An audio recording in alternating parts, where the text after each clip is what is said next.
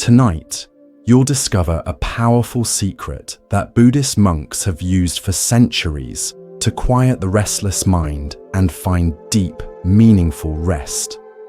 I'm going to share 10 remarkable Zen stories that have helped millions of people finally silence their racing thoughts and drift into the most peaceful sleep of their lives. Each story contains a hidden key that unlocks your mind's natural ability to let go of stress and worry. And here's what makes this different from ordinary sleep meditation. These teachings work even if you've never meditated before, even if your mind won't stop racing, even if you've tried everything else. The Buddha once said, "Peace comes from within. Do not seek it without." In the next 3 hours, you'll discover exactly what this means and how to apply it to your own life. As we journey through tales of empty boats, wise monks, and unexpected wisdom, you'll notice something amazing happening. Your tension will begin to dissolve, your thoughts will start to slow, and you'll find yourself naturally sinking into a state of profound relaxation. So make yourself comfortable, adjust your pillow, let your body become heavy against the bed.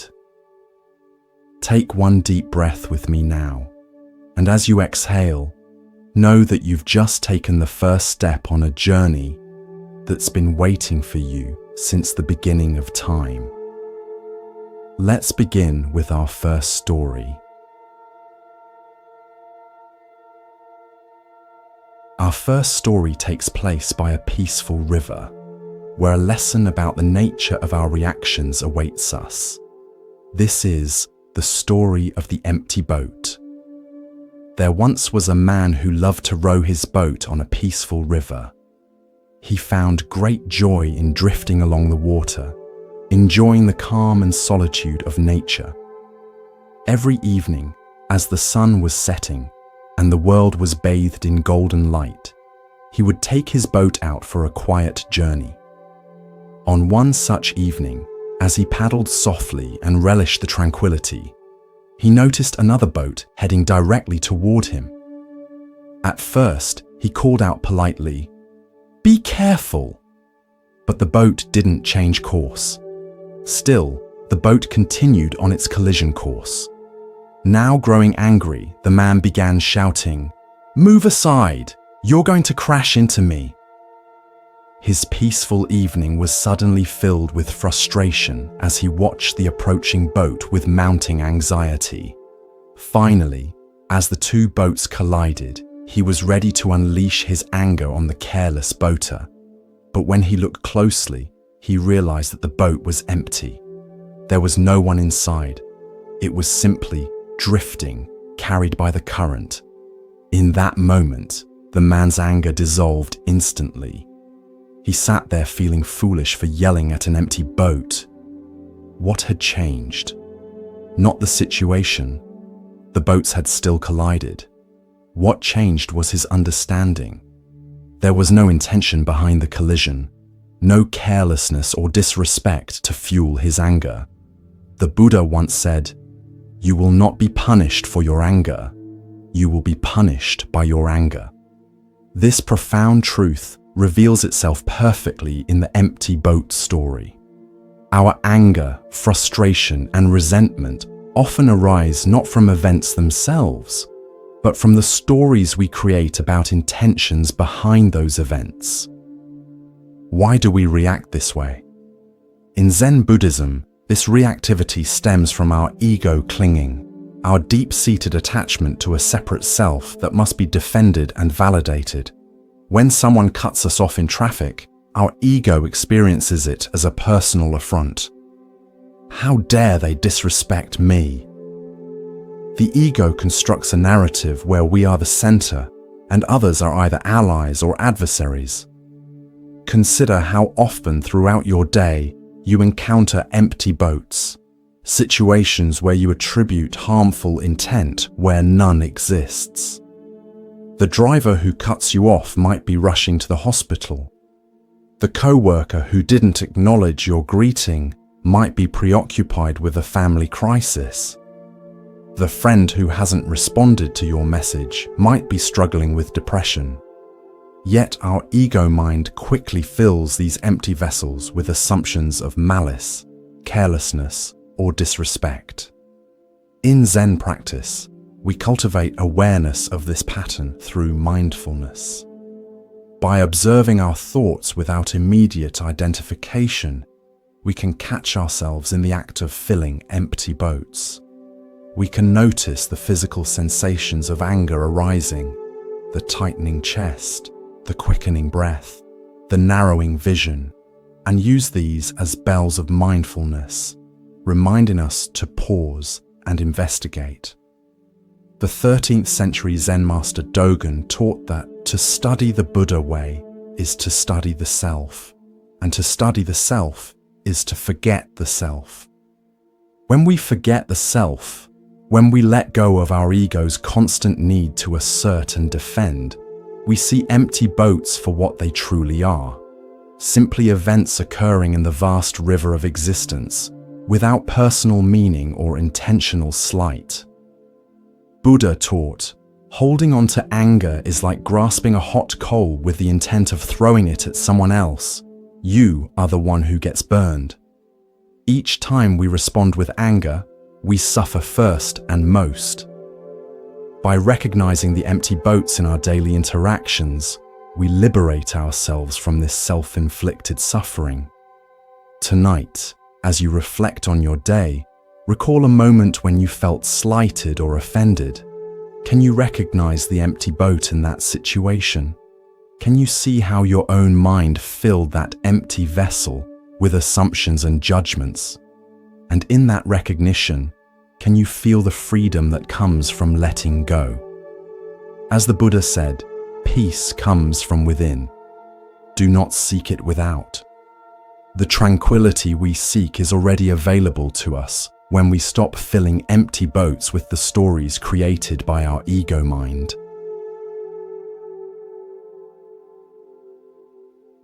Now, let us journey to a mountain path where a monk faces an unexpected challenge in The Monk and the Tiger.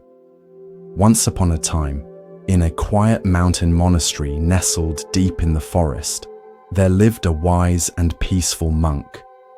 Every day, he would take long walks through the surrounding woods, meditating on the beauty of nature and the teachings of the Buddha. He found great peace in the solitude of the forest, where he could connect deeply with the present moment and the world around him. One day, during his walk along a narrow mountain path, the monk suddenly heard a loud, frightening sound. A tiger's roar echoed through the trees. He froze for a moment, his heart pounding, and when he turned, he saw a large, fierce tiger charging toward him through the thick forest underbrush. The tiger's eyes were locked on him, and its powerful body moved with terrifying speed. The monk's first instinct was to run, and he did. He sprinted down the path, his robes billowing behind him as the tiger drew closer and closer. Desperate to escape, he saw a vine hanging down the side of a cliff. Without hesitation, he grabbed the vine and began to climb down, hoping to find safety below. As he descended the cliff, clinging tightly to the vine, he looked down and his heart sank.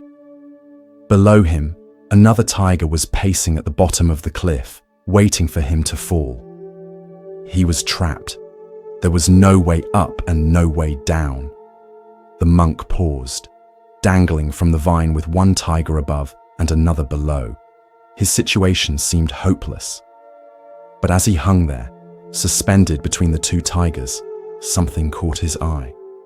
Growing out of the cliff's side, just within reach, was a small wild strawberry plant. On the plant was a single ripe red strawberry. In that moment, the monk stopped thinking about the tigers, his fear, and his predicament. Instead, he reached out with one hand, carefully plucked the strawberry, and put it into his mouth. He bit into the fruit, savoring its sweetness. The taste was exquisite. For that brief moment, all that existed was the joy of the strawberry's flavor. Sweet, fresh, and perfect.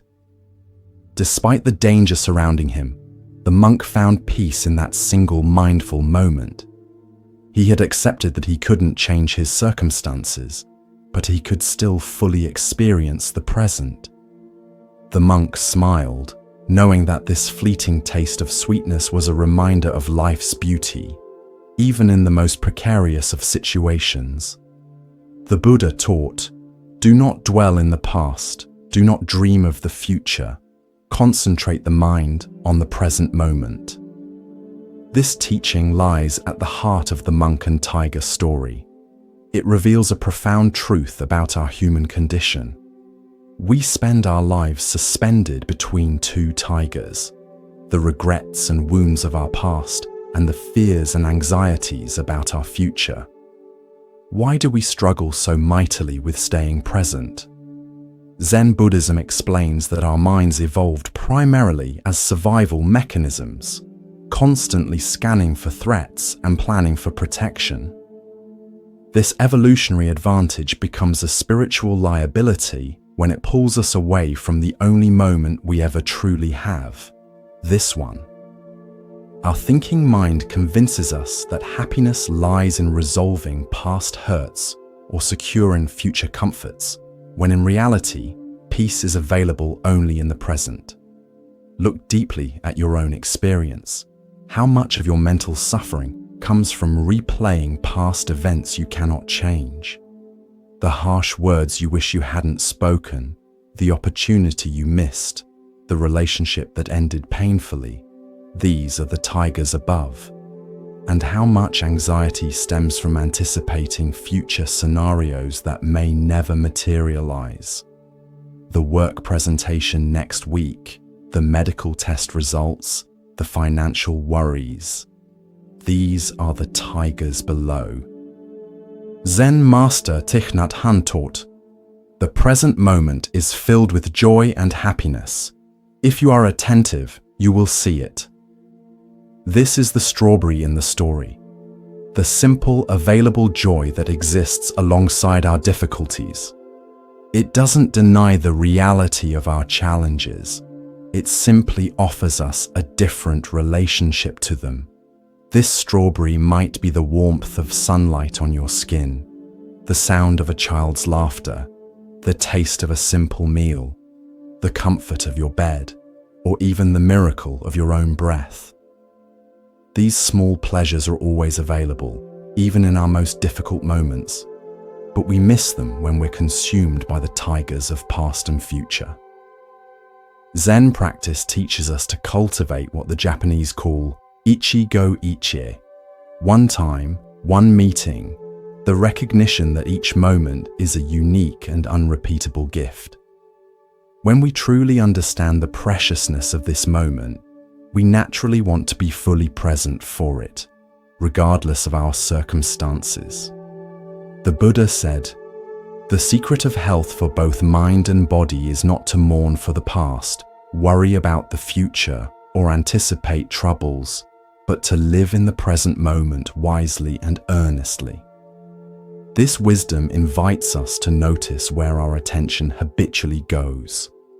Are you constantly rehearsing past conversations or rehearsing future scenarios?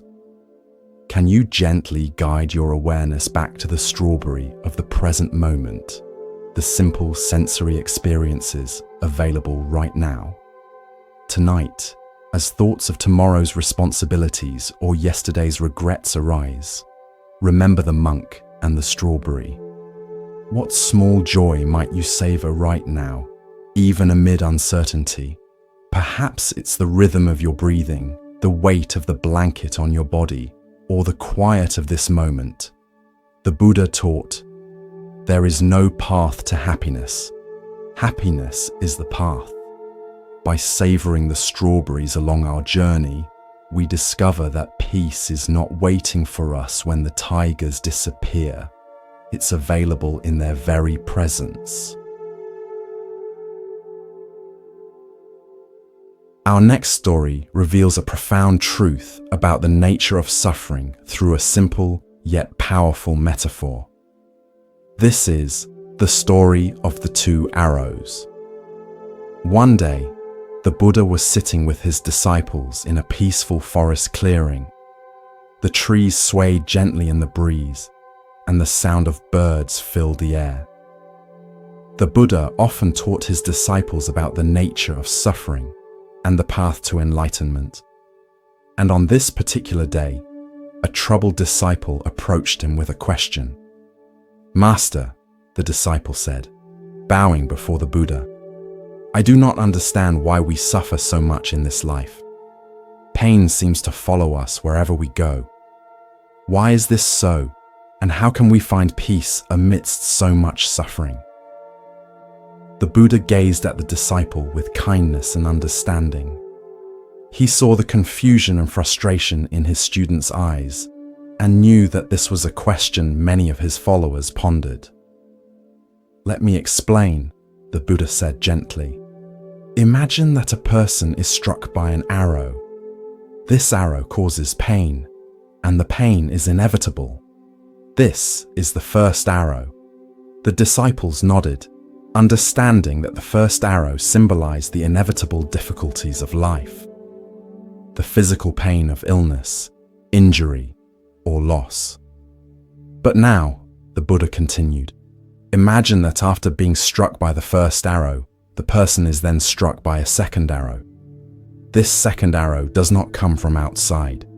It is created by the mind. It is the anger, fear, frustration, or sorrow that follows the pain. This is the second arrow." The Buddha paused, letting his words sink in. "You see," he said, "while the first arrow is unavoidable, the second arrow is optional. The first arrow represents the natural pain we all experience in life, the challenges and hardships we cannot escape. But the second arrow, the suffering caused by how we react to that pain, is something we can choose to avoid." The disciple listened intently as the Buddha explained that when we experience physical or emotional pain, the first arrow, we often make it worse by adding a second layer of suffering with our mental reactions. We become angry, resentful, or anxious, and these emotions deepen the wound. Instead of accepting the pain, we resist it, and in doing so, we increase our suffering. When we are struck by the first arrow, the Buddha continued, we must recognize it for what it is, a natural part of life. But we must also recognize the second arrow. It is the arrow we create ourselves. Through mindfulness and understanding, we can choose not to let the second arrow pierce us. "Master," the disciple asked, beginning to understand, "how can we avoid the second arrow? How can we prevent our minds from adding to our suffering?" The Buddha smiled. "By practicing mindfulness, we can observe our thoughts and emotions without becoming attached to them. When we feel pain, we can acknowledge it without judgment. We can accept that pain is part of life, but we do not need to dwell on it or create more suffering through resistance or negative thoughts. In this way, we can stop the second arrow before it strikes." The Buddha taught, pain is inevitable, suffering is optional. This simple yet profound statement captures the essence of the two arrows parable. We cannot avoid all pain in life. The first arrows will find us, but we have tremendous power over how much we suffer because of that pain. Why do we so readily shoot second arrows at ourselves? Zen Buddhism points to several aspects of our conditioned mind that create this pattern. First is our deeply ingrained habit of aversion, the mind's automatic recoiling from unpleasant experiences. When pain arises, we instinctively resist it, creating a layer of mental tension that compounds the original discomfort. Second is our tendency toward identification, The way we merge with our experiences thinking, I am in pain, rather than there is pain being experienced. This subtle difference has profound implications. When we fully identify with pain, it becomes all-consuming, defining our entire reality. When we observe it with some space, it becomes just one aspect of a larger experience. Third is our habit of proliferation, the mind's tendency to generate endless thoughts about our experiences. A simple headache becomes a cascade of worries. What if this is serious? What if it gets worse? Why does this always happen to me? I won't be able to focus at work tomorrow. Each thought is another second arrow, piercing us again and again. These mental habits operate largely unconsciously, which is why the Buddha emphasized mindfulness as the remedy. Through mindfulness practice, we develop the capacity to see these patterns as they arise. We learn to recognize the difference between the unavoidable first arrow of pain and the optional second arrows of our mental reactions. The Buddha said, "What you think, you become. What you feel, you attract. What you imagine, you create." This teaching reveals the creative power of our thoughts. Each time we respond to pain with aversion, identification, and proliferation, we create suffering. Each time we meet pain with mindful awareness and acceptance, we create opportunity for healing and growth. Consider a personal disappointment, perhaps a rejection, a failure, or a loss. The first arrow is the actual event and the natural emotional response it evokes. The second arrows might include thoughts like, "This always happens to me," globalizing, "I'll never succeed," catastrophizing, "I should have done better," self-criticism, or "This isn't fair," resistance to reality. Each of these thoughts creates additional suffering beyond the original disappointment. Zen teacher Charlotte Joko Beck said, "Pain is not something to be avoided, it's something to be experienced, without resistance." This is the heart of working skillfully with the first arrow. We don't deny pain or pretend it doesn't hurt. Instead, we bring curious, compassionate attention to the experience itself, without adding the second arrows of judgment, resistance, or elaborate storytelling. The Buddha taught, if you are facing in the right direction, all you need to do is keep walking. The right direction is toward our pain, not away from it. By turning toward difficult experiences with mindfulness, we develop the capacity to be with them skillfully, without compounding them with second arrows. Tonight, as you notice sensations in your body or emotions arising in your mind, can you discern the difference between the first and second arrows? Can you meet the inevitable pains of life, physical discomfort, emotional tenderness, or mental restlessness, with kind awareness rather than resistance? As the Buddha said, "The way is not in the sky, the way is in the heart." The path to freedom from suffering isn't found in escaping our human experience, but in meeting it with wisdom and compassion.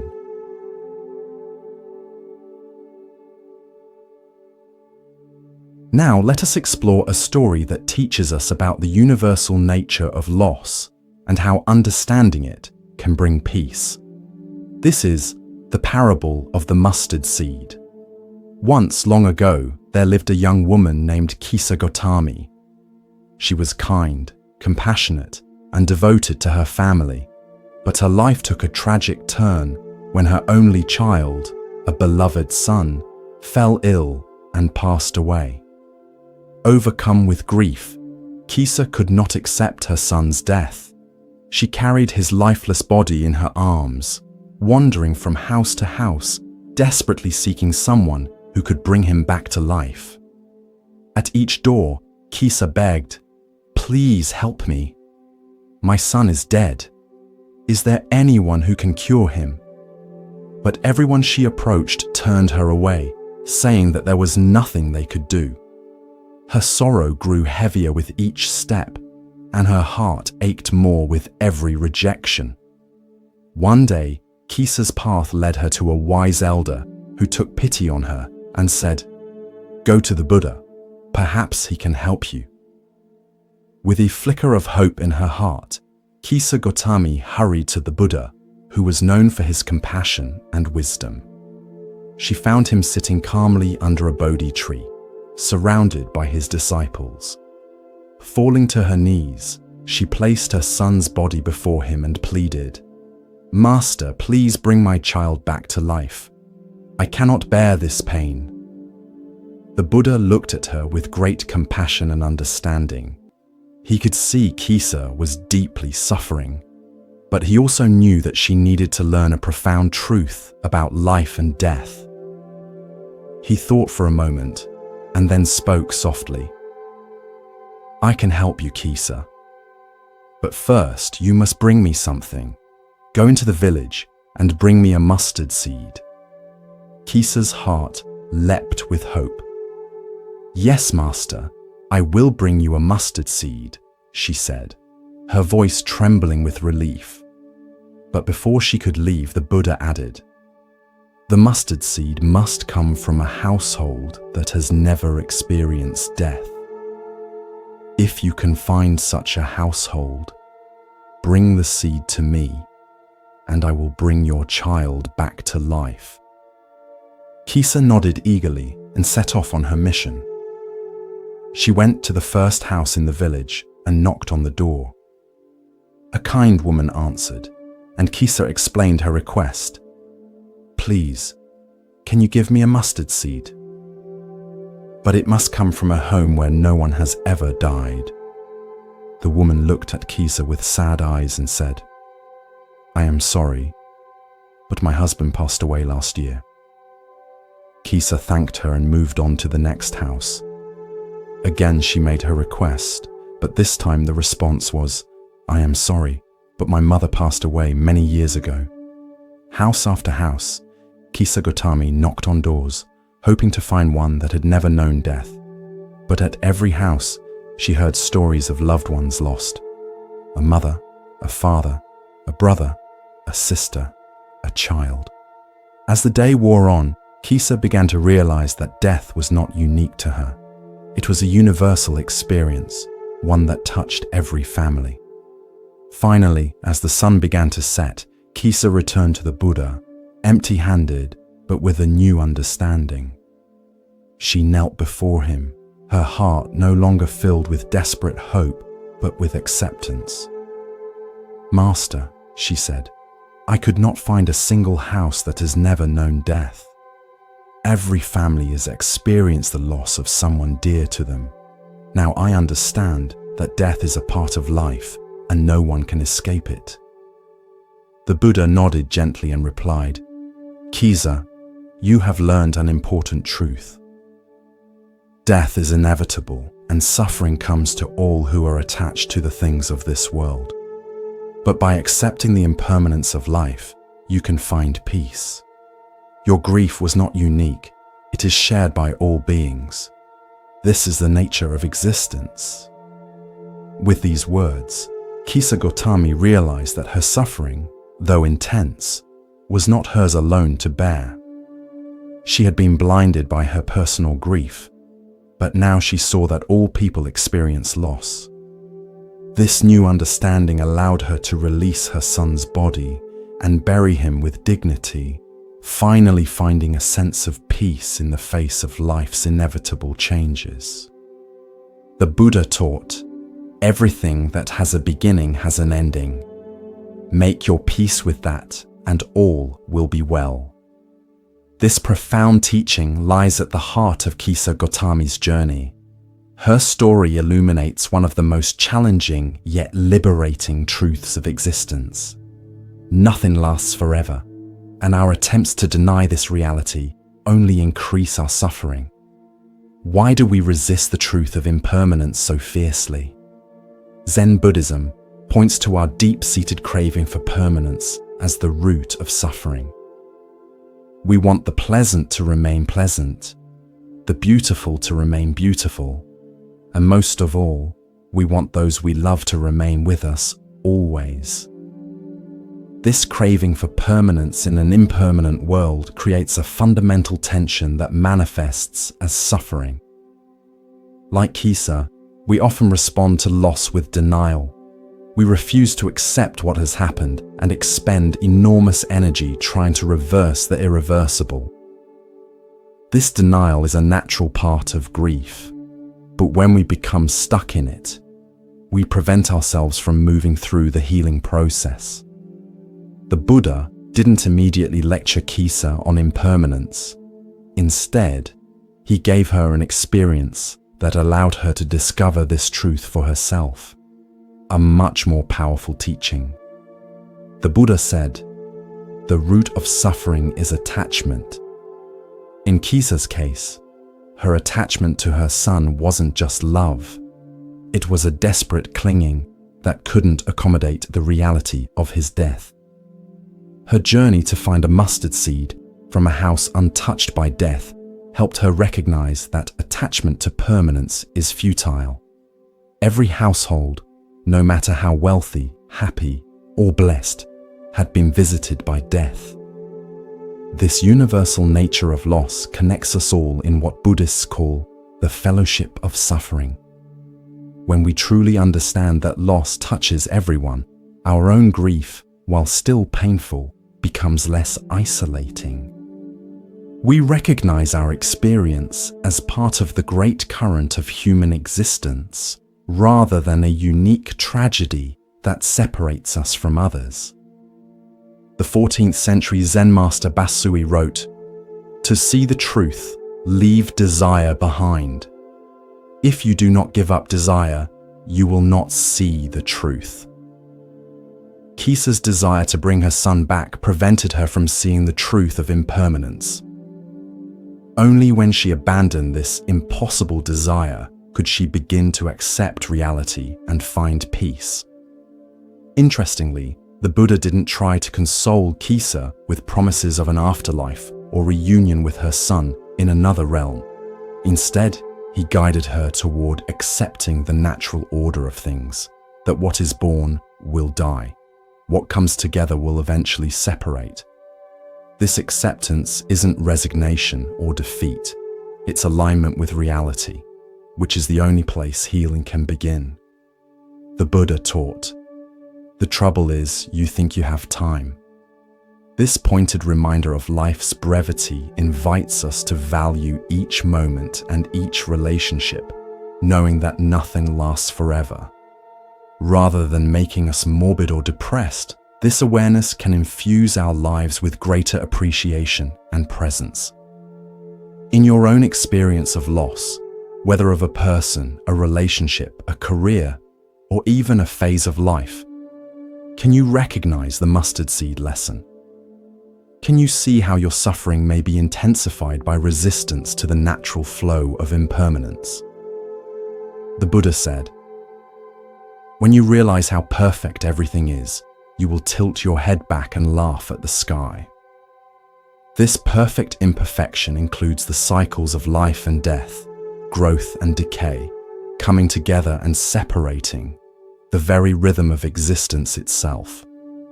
Tonight, as you reflect on the losses you've experienced and those you fear, remember Kisa Gautami's journey. Can you find comfort in the universality of impermanence?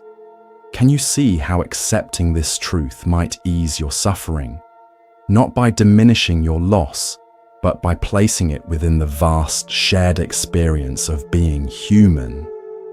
As the Buddha taught, in the end, only three things matter: how much you loved, how gently you lived, and how gracefully you let go of things not meant for you. Our next story speaks to the wisdom of suspending judgment and maintaining equanimity in the face of life's constant changes. This is The Farmer and the Horse.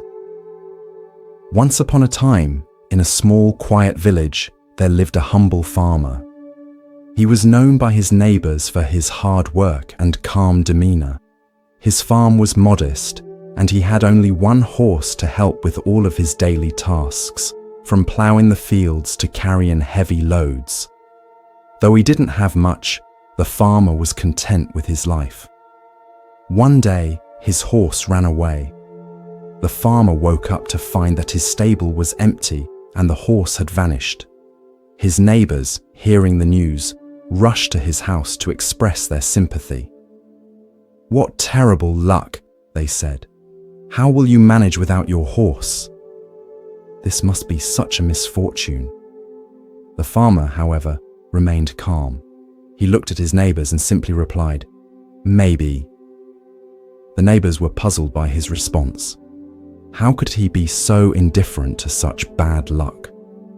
They shook their heads and returned to their homes, convinced that the farmer was in denial about his loss. A few days later, to everyone's surprise, the horse returned, but it didn't come back alone. It brought with it a group of wild horses from the mountains. Now the farmer had not just one horse, but several. The neighbors heard the news and rushed back to the farmer's house. This time, they were full of excitement. "How wonderful!" they exclaimed. "Now you have so many horses. What incredible fortune!" The farmer again looked at his neighbors, smiled calmly, and said, "Maybe." Once again, the neighbors were confused. Surely this was a stroke of good luck. But the farmer seemed just as indifferent as he was before. They wondered why he didn't seem more excited about his newfound wealth. A few days later, the farmer's son decided to try taming one of the wild horses. While riding the horse, he was thrown off violently and broke his leg. The injury was severe, and the son would be unable to help with the farm work for a long time. Hearing of the accident, the neighbors returned to the farmer's house once again. This time, they were filled with sympathy. "What bad luck," they said. "Your son has broken his leg, and now he cannot help you. This is truly unfortunate." As before, the farmer responded with his usual calmness. "Maybe," he said. The neighbors were now thoroughly baffled by the farmer. Every time something significant happened, whether it seemed good or bad, he gave the same nonchalant response. They couldn't understand why he wouldn't react more strongly to the events in his life. A few weeks later, the country was thrown into turmoil. A war broke out, and soldiers came to the village to draft all the young men into the army. Many of the village's sons were taken away to fight in the war. But because the farmer's son had a broken leg, he was not drafted and stayed home with his father. Once again, the neighbors visited the farmer. "How fortunate you are," they said. "Because of your son's injury, he was spared from the war. What amazing luck!" And once again, the farmer replied, "Maybe." The Buddha taught, nothing is permanent. Everything is subject to change. Being is always becoming. This truth forms the foundation of the farmer's wisdom. His consistent response of "maybe" reflects a deep understanding that life is in constant flux, and what appears favorable or unfavorable in one moment may reveal itself to be quite different in the next. Why do we rush to judge events as good or bad? Zen Buddhism points to our mind's habitual categorization, its constant sorting of experiences into desirable or undesirable, fortunate or unfortunate. This dualistic thinking creates an emotional roller coaster. We're elated when things go well and devastated when they go poorly. But as the farmer story shows, we never have the complete picture. We cannot see how today's misfortune might prevent tomorrow's disaster, or how today's blessing might lead to tomorrow's challenge. The concept of non-judgment in Zen Buddhism doesn't mean indifference or apathy. The farmer wasn't emotionally detached from his life. Rather, he possessed what the Buddha called equanimity, upekkha, a balanced perspective that remains steady amid life's inevitable ups and downs. He cared about his horse, his son, and his livelihood, but he didn't allow his peace of mind to be at the mercy of changing circumstances. Zen master Seng Tsan wrote in the Xin Ming, "The great way is not difficult for those who have no preferences." When we stop insisting that life conform to our ideas of how things should be, we find a deeper kind of freedom. We open ourselves to life's inherent wisdom, which often unfolds in ways our limited perspective cannot anticipate. The Buddha taught, "Do not overrate what you have received, nor envy others. He who envies others does not obtain peace of mind."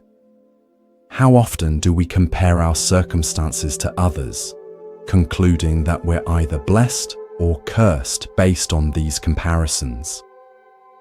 The farmer's neighbors constantly evaluated his situation based on their own judgments of good and bad, while the farmer himself remained free from these limiting perspectives.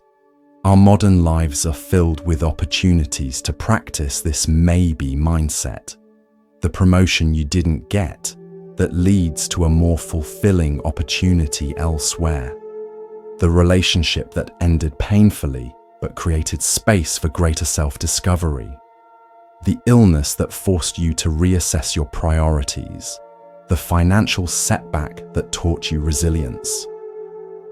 In retrospect, many of us can identify seeming misfortunes that ultimately led to growth or unexpected blessings. The 13th century poet Rumi captured this wisdom when he wrote, "What appears to be a curse may be a blessing, and what appears to be a blessing may be a curse." The farmer embodied this understanding not as an intellectual concept, but as a lived reality. His maybe wasn't passive resignation, but active wisdom, the recognition that life's full story is still unfolding. The Buddha said, "In the sky, there is no distinction of east and west. People create distinctions out of their own minds and then believe them to be true." Similarly, the distinctions of good luck and bad luck are our own mental creations. Reality itself is simply a flow of causes and conditions, neither inherently positive nor negative. Tonight, as you reflect on recent events in your life that you've labeled as good luck or bad luck, try holding them with the farmer's gentle maybe. Notice how this perspective might ease anxiety about negative situations and temper attachment to positive ones. Can you find freedom in suspending judgment about how things should be? As the Buddha taught, with our thoughts, we make the world. The farmer's maybe reminds us that we always have a choice in how we interpret our experiences, and this choice has profound implications for our peace of mind.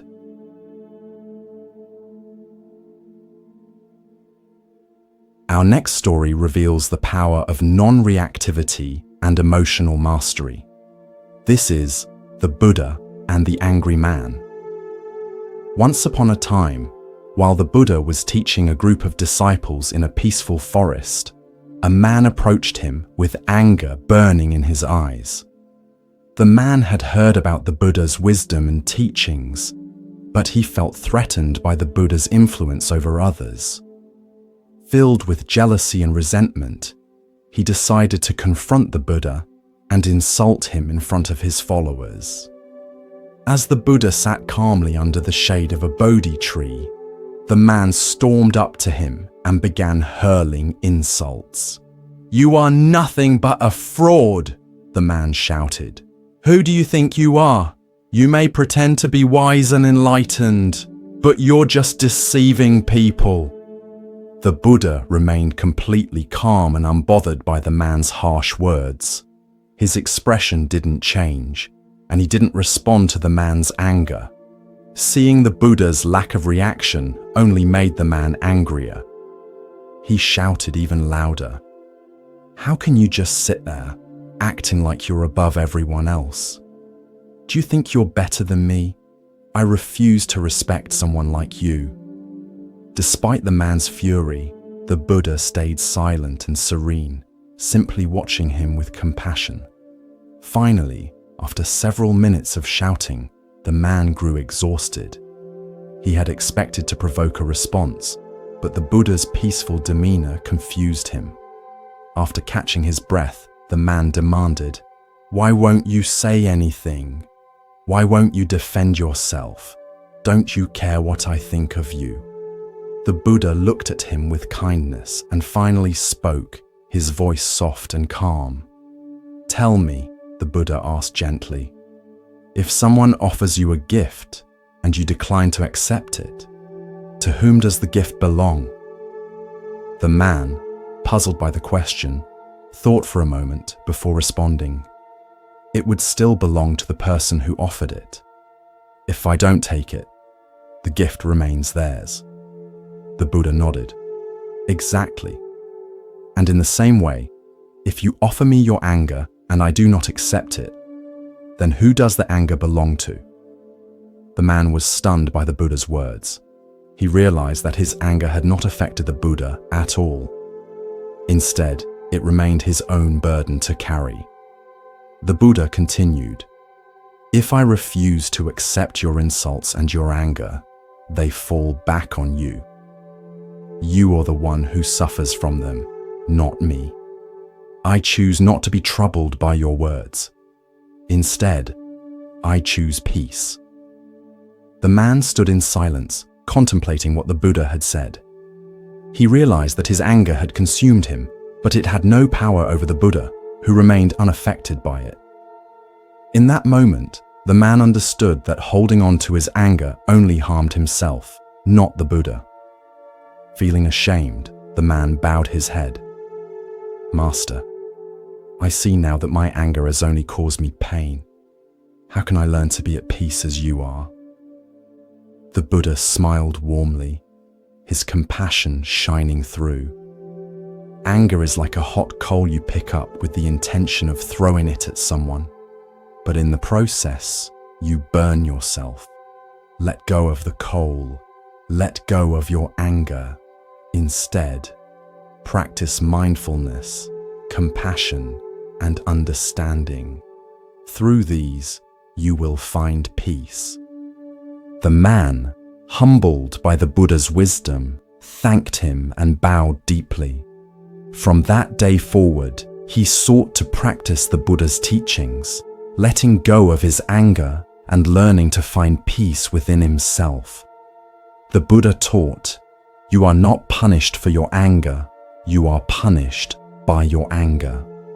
This profound insight illuminates why reactive emotions cause us such suffering. When we carry anger, resentment, or hatred, we damage ourselves far more than those toward whom these emotions are directed. Every moment spent in anger is a moment lost to peace. Every thought of revenge is energy diverted from healing. Why do we cling so tightly to our anger? Zen Buddhism identifies several factors that make anger particularly difficult to release. First is our sense of righteousness, the belief that our anger is justified and therefore worth holding on to. We confuse letting go of anger with condoning the behavior that triggered it. But the Buddha's teaching challenges this assumption. We can establish clear boundaries and seek justice without poisoning ourselves with reactive emotions. Second is our deep-seated identification with our emotions. We say, "I am angry," rather than "I am experiencing anger," making the emotion inseparable from our sense of self. When someone suggests we let go of anger, it can feel like they're asking us to let go of part of ourselves. Zen practice teaches us to create space between our awareness and our emotions, allowing us to observe them without being consumed by them. Third is our cultural conditioning around anger. Many of us are taught that anger is power, that it motivates action and commands respect. We fear that without anger, we might become passive or be taken advantage of. The Buddha's response to the angry man demonstrates true power, not the reactive force of aggression, but the stable, immovable strength of equanimity. The Buddha said, "Hatred never ceases by hatred, but by love alone is healed. This is an ancient and eternal law." This teaching invites us to examine our assumption that anger is an effective response to mistreatment. Does meeting hostility with hostility ever truly resolve the underlying causes of conflict? Or does it simply perpetuate cycles of reactivity? The metaphor of the gift is particularly illuminating. It suggests that emotions like anger, criticism, and judgment require our acceptance to affect us. When someone directs negativity toward us, we have a choice. We can accept this energy, absorb it, and allow it to disturb our peace, or we can decline the offering, maintaining our equanimity. This doesn't mean becoming emotionally disconnected or indifferent to injustice. The Buddha didn't ignore the angry man. He remained present, engaged, and responsive, but he responded from a place of compassion rather than reactivity, wisdom rather than ego defense. This is the essence of non-reactivity in Zen practice, not withdrawal from engagement, but engagement from a different quality of awareness. Zen master Thich Nhat Hanh teaches a practice called embracing anger with mindfulness, which involves recognizing anger when it arises, breathing with it, and treating it with the same care we would show a crying baby. Rather than suppressing anger or expressing it mindlessly, we acknowledge it with kind awareness, understanding its causes and impermanent nature. The Buddha taught, if you truly loved yourself, you would never harm another. This points to the interconnected nature of self-care and care for others. When we react with anger, we harm ourselves first and most directly. Choosing peace over reactivity is not a selfless sacrifice, but the most profound form of self-care. Tonight, as you reflect on interactions that have triggered anger or resentment in you, experiment with the Buddha's gift metaphor. Can you recognize that you have a choice about whether to accept the gifts of others' negativity? Can you feel the freedom that comes from declining these offerings? Remember the Buddha's words. Holding on to anger is like grasping a hot coal with the intent of throwing it at someone else. You are the one who gets burned. In releasing that coal, you free not only yourself, but create space for genuine resolution and understanding. Let us now explore a story about the wisdom of impermanence and non-attachment. This is The Monk and the Teacup. In a quiet Zen monastery nestled in the mountains, a revered monk lived a life of deep contemplation and mindfulness. His students admired him for his wisdom, calm demeanor, and the way he embraced the present moment, never disturbed by the chaos around him. Every day, the monk would sit in meditation, drink tea, and share lessons with his students. One afternoon, during their usual tea ceremony, the monk held up a simple clay teacup and gazed at it for a long moment. The cup was beautiful in its simplicity, with a soft, earthy color and a perfectly rounded shape. The students, curious about their master's silent contemplation, waited eagerly to hear what he had to say. After a few moments, the monk smiled and said, "This teacup is already broken." The students looked at one another in confusion. They could see clearly that the teacup was whole undamaged and perfectly intact. One of the younger students couldn't contain his curiosity any longer and spoke up. "Master, the teacup is not broken. It is perfectly fine. Why do you say it is already broken?" The monk, still smiling, placed the teacup gently on the table in front of him. "In my mind," he said softly, "this teacup is already broken. It may seem whole now, but one day, perhaps tomorrow, perhaps years from now, it will break. This is inevitable. When I understand that it is already broken, I can fully appreciate it as it is, without clinging to it. I can enjoy drinking tea from it, knowing that its life is temporary." The students were silent, absorbing the weight of the monk's words. They realized that the master wasn't speaking only about the teacup. He was offering them a deeper lesson about life itself. The monk continued, "Everything in life is like this teacup. All things, no matter how beautiful or precious, are impermanent. We cannot hold on to them forever. When we understand that, we are free to enjoy life fully, without fear of losing what we have. We can appreciate each moment, each relationship, each experience, knowing that it too will pass. And when it is gone, we will not suffer because we have already accepted its impermanence." One of the older students nodded thoughtfully and said, "Master, does this mean we should not love or care for things because they will one day be gone?" The monk shook his head gently. "No, it means the opposite. When we accept the impermanence of all things, we can love them more deeply because we are not holding on out of fear of loss.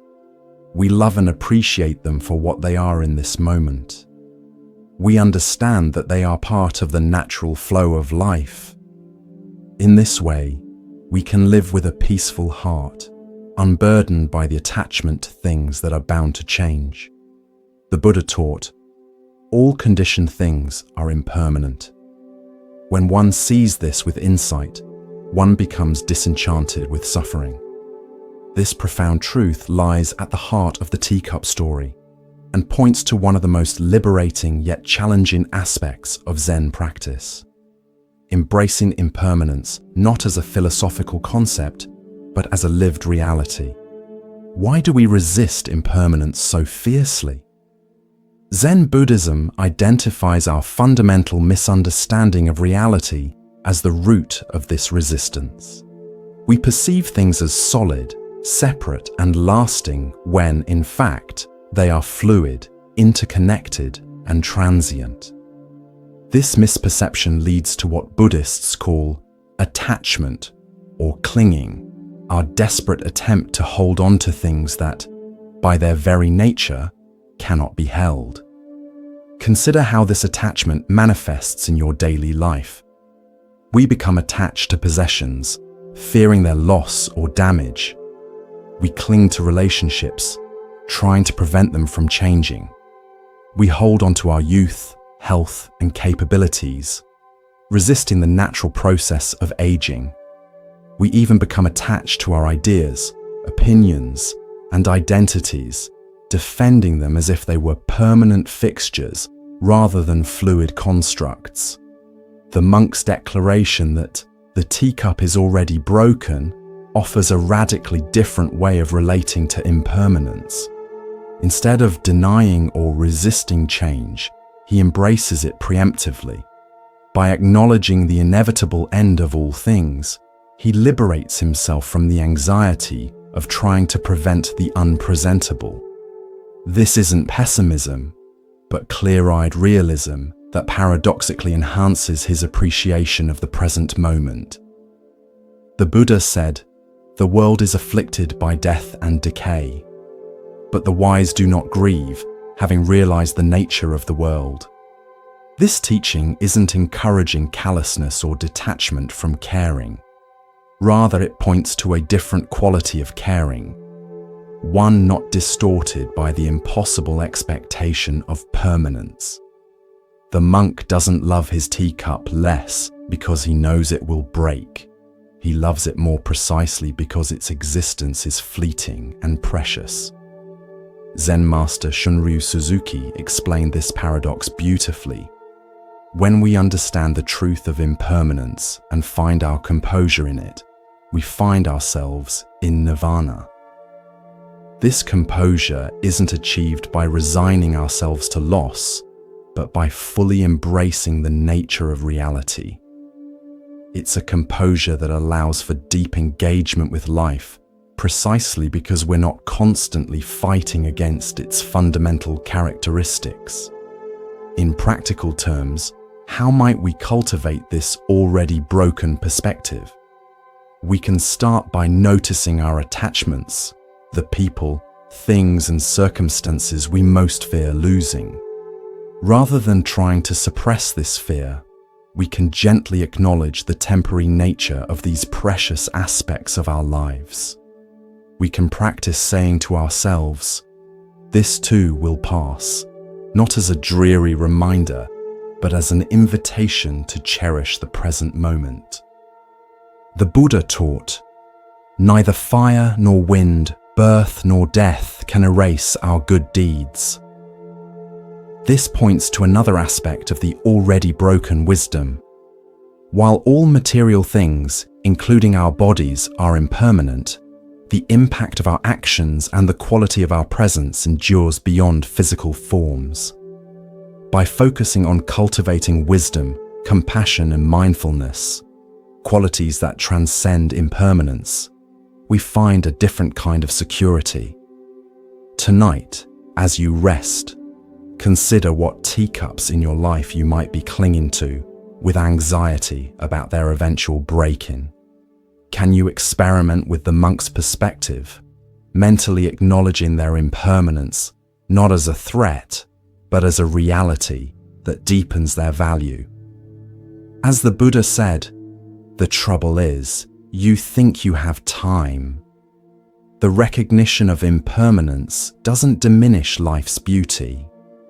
It intensifies it, inviting us to appreciate fully what is here before it inevitably transforms.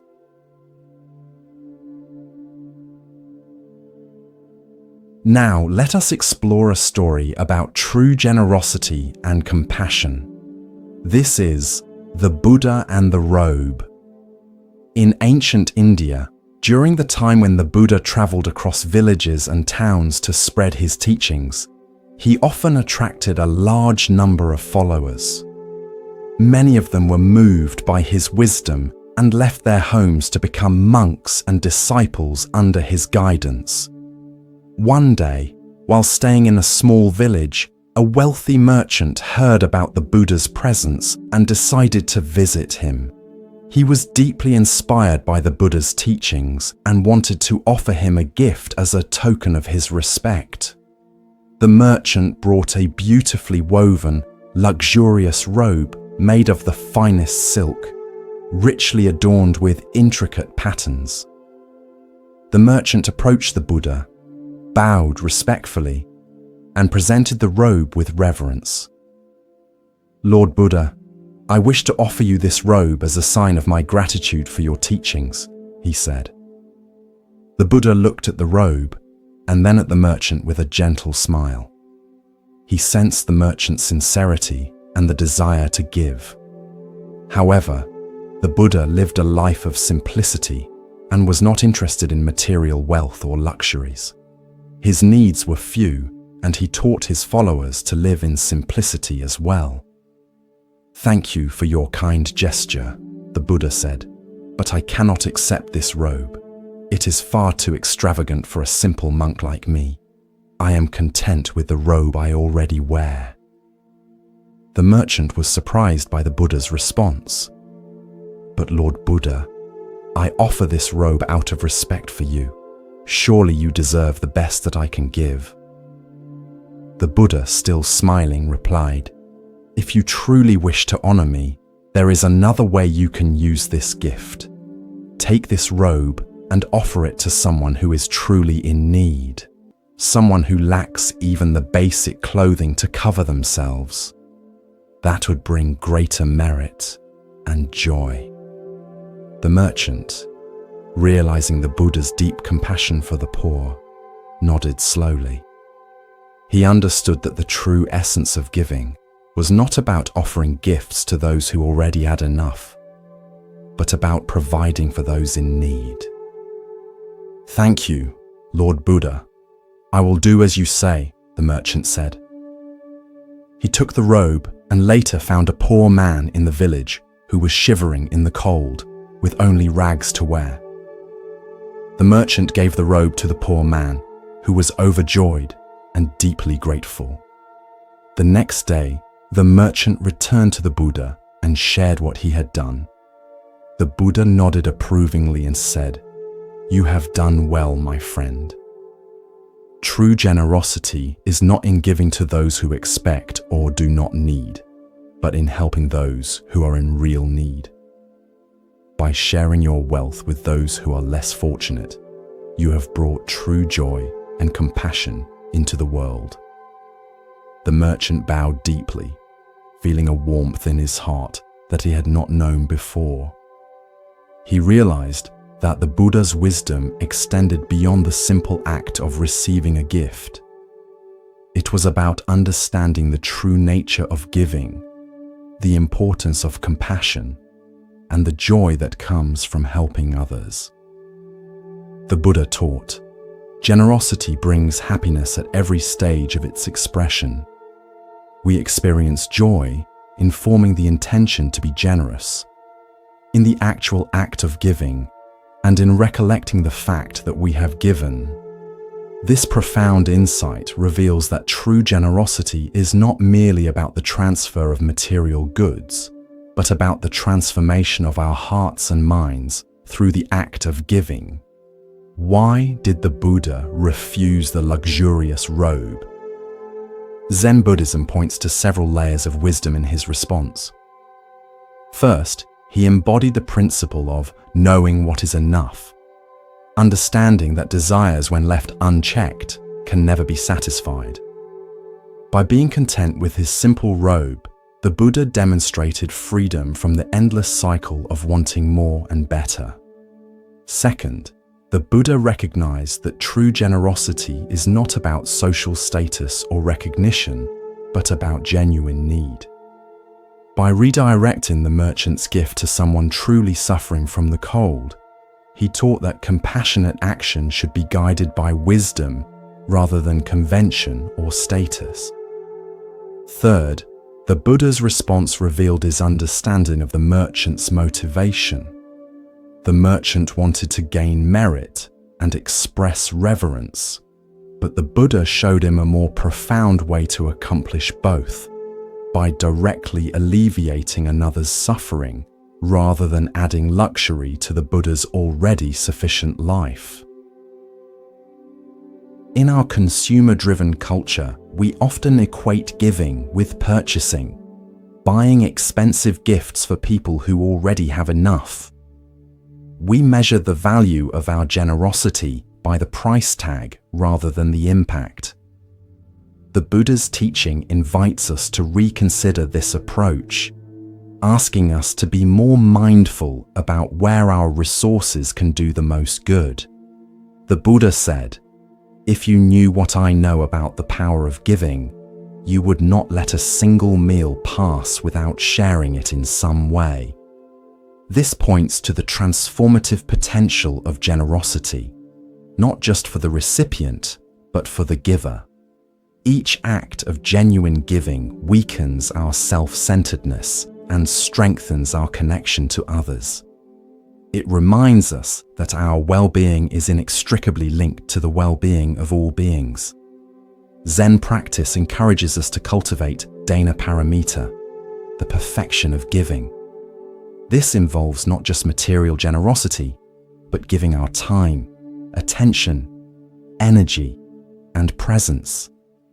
Sometimes the most precious gift we can offer is simply being fully present with another person, listening deeply without distraction or agenda. The story also highlights the importance of discernment in giving. The Buddha didn't suggest that the merchant keep the robe for himself or sell it for profit. He directed him to find someone in genuine need. This discernment requires us to look deeply at situations rather than following conventional patterns of giving that may not address real suffering. The Buddha taught, "The greatest gift is the act of giving itself." This points to the interior transformation that happens when we give from a place of compassion rather than obligation, social expectation, or ego gratification. When we give in this way, we experience what Buddhists call mudita, sympathetic joy in the happiness of others. Tonight, as you reflect on your own acts of giving, consider whether they align with the Buddha's teaching in this story. Are there ways you might redirect your resources, material, emotional, or attentional, toward those in genuine need? Can you notice the difference in feeling between giving that comes from social obligation and giving that flows from compassion? Remember the Buddha's words, "If beings knew, as I know, the results of giving and sharing, they would not eat without having given, nor would the stain of selfishness overcome their minds." Now, let us explore a lesser-known Zen story that reveals profound wisdom about controlling our thoughts. This is The Two Monks and the River. Two monks, an elder and a younger disciple, were traveling together on a long journey. Their path led them through forests, over mountains, and across valleys. They walked in mindful silence for most of their journey, focusing on each step and each breath. As they approached a river, they saw a young woman standing at the edge. She was beautifully dressed in fine silks and appeared distressed. The river was swollen from recent rains, and she was afraid to cross it, fearing that the strong current would ruin her clothes and possibly put her in danger. Upon seeing the monks, she called out to them, "Please, kind sirs, could you help me cross this river? I must reach the other side, but I am afraid to wade through the water." Without hesitation, the elder monk walked over to the woman, gently lifted her in his arms, carried her across the river, and set her down safely on the other bank. The woman thanked him with a bow and continued on her way. The two monks resumed their journey in silence. As they walked, the younger monk appeared troubled. His brow was furrowed, and he kept glancing at his companion with a mixture of confusion and disapproval. After several hours of walking, the younger monk could no longer contain himself. "Master," he burst out, "as monks, we have taken vows not to touch women. How could you carry that woman across the river?" The elder monk looked at his companion with a gentle smile and replied, "I left the woman at the riverbank hours ago." "Why are you still carrying her?" The younger monk was struck silent by these words. He realized that while his companion had only carried the woman for a few minutes out of compassion and practical necessity, he himself had been carrying her in his mind for hours, burdening himself with judgment and disturbing his peace. The Buddha taught, "What we think, we become." This fundamental truth illuminates why the younger monk's mental burden was so much heavier than any physical weight the elder monk temporarily carried. While the elder monk responded to the immediate need with compassion and then returned to the present moment, the younger monk remained trapped in the past, replaying the scene over and over in his mind. Why do we, like the younger monk, so often carry unnecessary mental burdens? Zen Buddhism identifies several factors that contribute to this habit. First is our attachment to rules and concepts rather than principles. The younger monk was so fixated on the letter of the monastic rule that he missed its spirit, to live with purity and compassion. His rigid interpretation prevented him from seeing the elder monk's action as an expression of genuine Buddhist compassion. Second is our tendency toward judgment and mental proliferation. One thought leads to another and another, creating elaborate narratives and evaluations that pull us away from the present moment. The younger monk's initial observation led to hours of internal commentary, criticism, and confusion, all unnecessary and self-created suffering. Third is our difficulty distinguishing between skillful concern and unskillful rumination. While reflection on past actions can be valuable for learning, obsessive dwelling serves no purpose except to disturb our peace. The elder monk demonstrated the ability to act decisively when needed, and then let go completely. In our daily lives, we all carry similar invisible burdens. The argument from last week that we keep rehearsing in our minds. The mistake at work that we can't stop replaying. The worries about future scenarios that may never materialize. Each of these mental patterns is like carrying a person across a river and never putting them down. The Buddha said, "Let go of the past, let go of the future, let go of the present."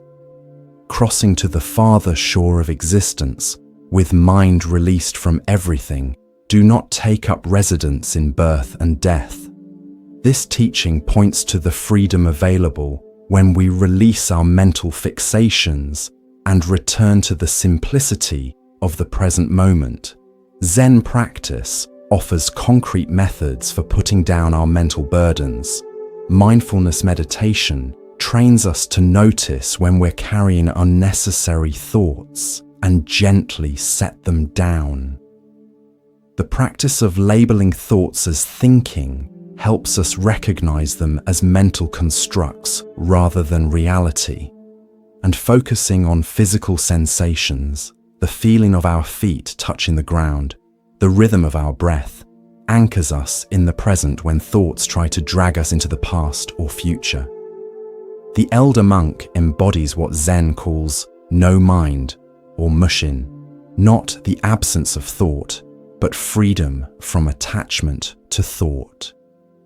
He could think clearly when needed, act compassionately when required, and then return to the peaceful emptiness of the present moment. This state is available to all of us when we learn to put down what no longer needs to be carried. Tonight, as thoughts arise about the day behind you or the day ahead, can you notice when you're unnecessarily carrying someone or something in your mind? Can you feel the freedom that comes from gently setting down these mental burdens? Remember the Buddha's words, "Nothing is worth clinging to." In that release lies true peace. Let us now turn to a story that teaches about the obstacles we create in our own minds. This is the story of the empty cup. A respected university professor once visited a Zen master seeking to understand Zen wisdom. The professor had spent many years studying philosophy and religious texts and had written several books on comparative spirituality. He considered himself quite knowledgeable, but was curious about Zen's unique perspective. When he arrived at the master's simple dwelling, the old Zen master greeted him warmly and invited him to sit. "I have come to inquire about Zen," the professor began. "I would like to know what teachings you have to offer and how they differ from the many philosophies I have already studied." The master smiled and said, "Let us have tea first. Then we can talk about Zen." The professor nodded, expecting that after the customary tea, he would have the serious philosophical discussion he had traveled so far to engage in. The Zen master prepared the tea with deliberate, mindful movements. When it was ready, he placed a cup in front of the professor and began to pour.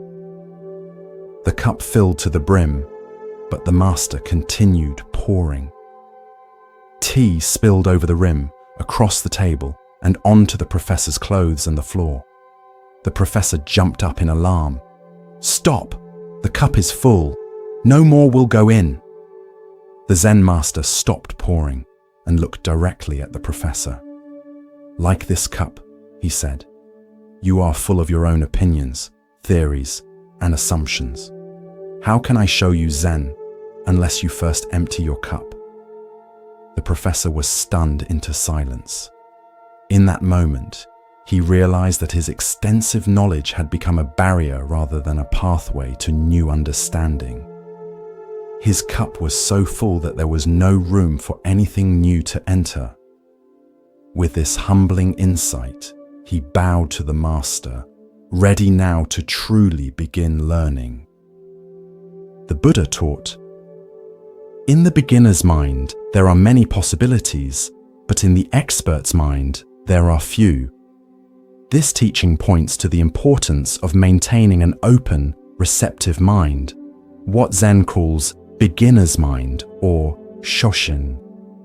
When we approach life with the fresh perspective of a beginner, we remain open to infinite possibilities. When we believe we already know, we close ourselves to new insights. Why do we so readily fill our cups to overflowing? Zen Buddhism identifies several factors that contribute to this common human tendency. First is our ego's need for certainty and control. By convincing ourselves that we understand how things are, we create an illusion of security in an inherently uncertain world. Our opinions and beliefs become a fortress, protecting us from the vulnerability of not knowing. Second is our attachment to identity. Much of who we think we are is constructed from our accumulated knowledge, experiences, and viewpoints. To empty our cup feels threatening because it challenges our sense of self. If I let go of what I know, who am I? This fear keeps us clinging to our filled cups, even when they no longer serve us. Third is what Buddhists call the comparing mind, our habit of constantly measuring ourselves against others.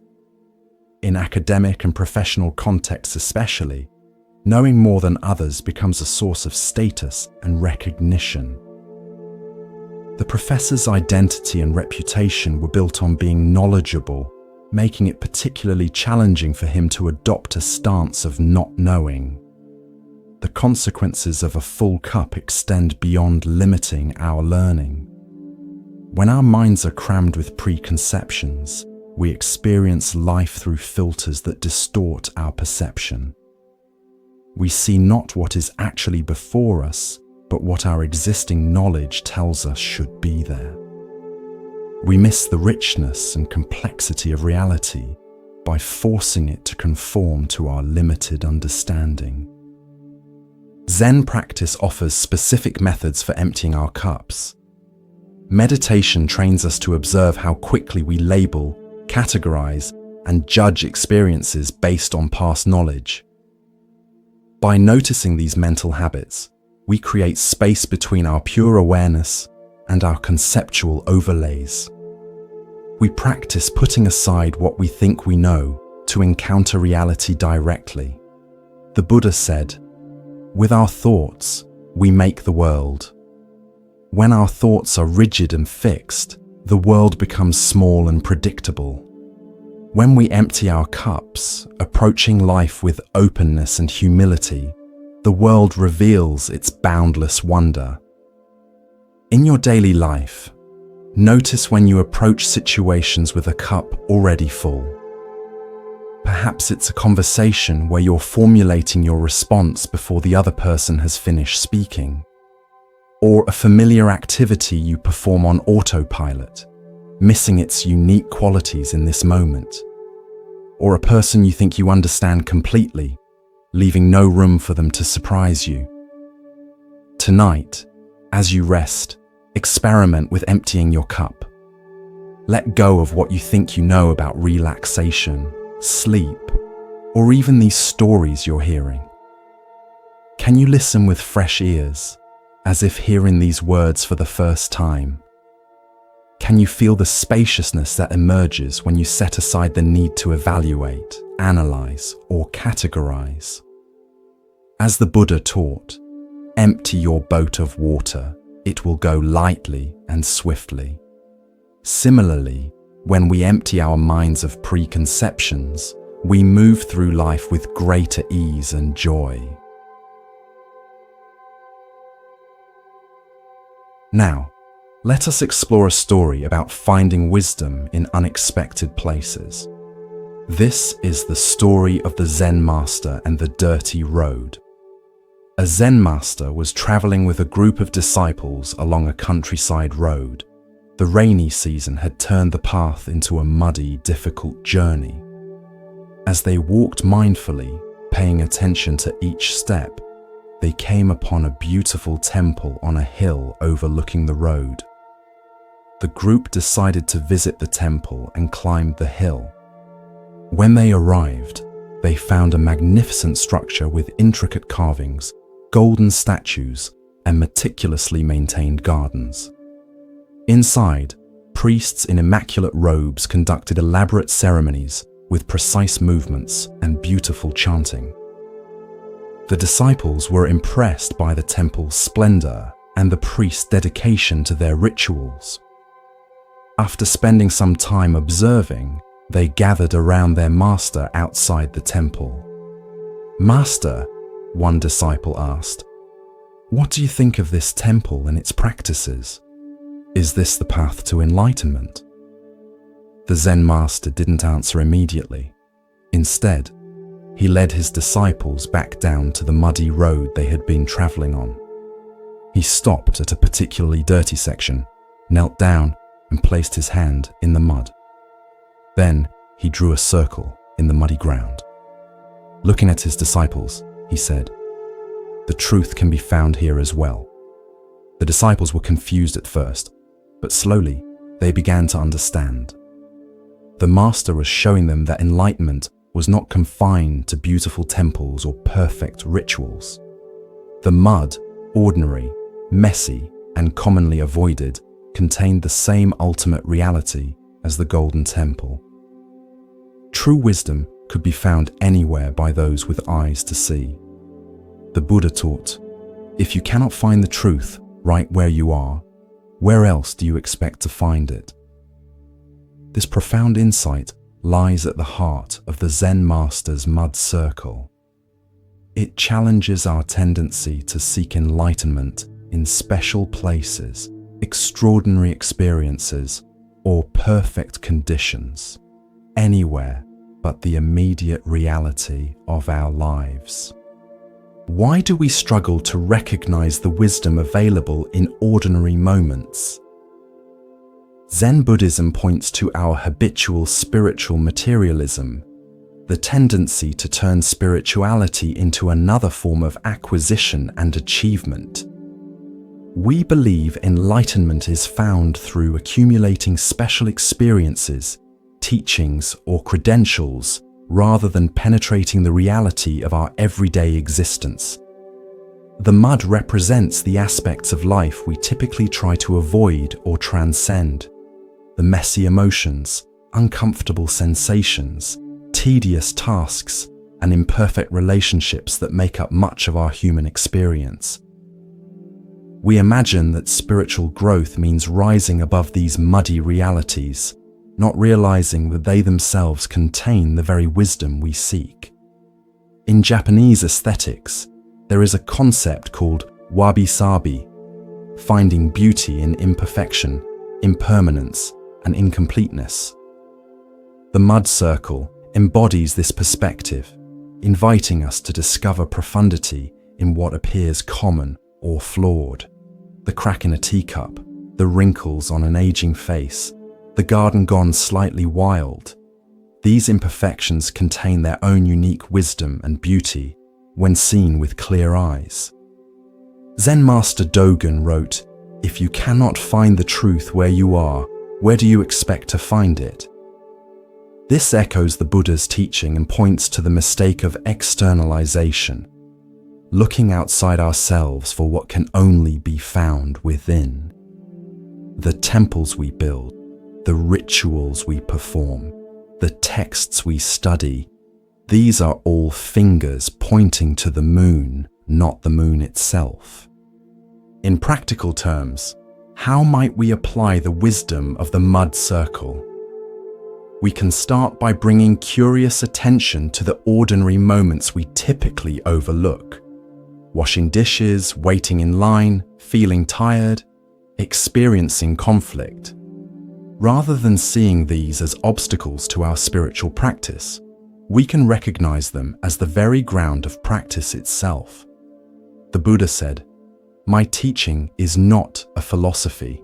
It is the result of direct experience." This points to the experiential nature of true wisdom, not something learned intellectually, but realized through immediate contact with life itself. The mud on the road offered this direct experience in a way that observing temple rituals as a spectator could not. Tonight, as you rest, consider the mud circles in your own life. The ordinary, challenging, or uncomfortable aspects you might typically try to avoid or change. Can you bring the same attention to these experiences that you would to a beautiful sunset or a profound spiritual teaching? Can you sense the potential wisdom waiting to be discovered in these unexpected places?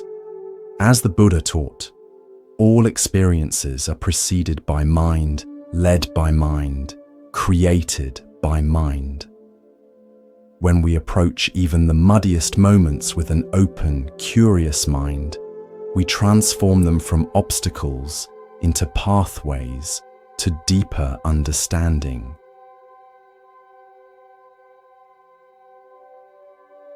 Let us now turn to a story about the wisdom of true mastery. This is the story of the master archer.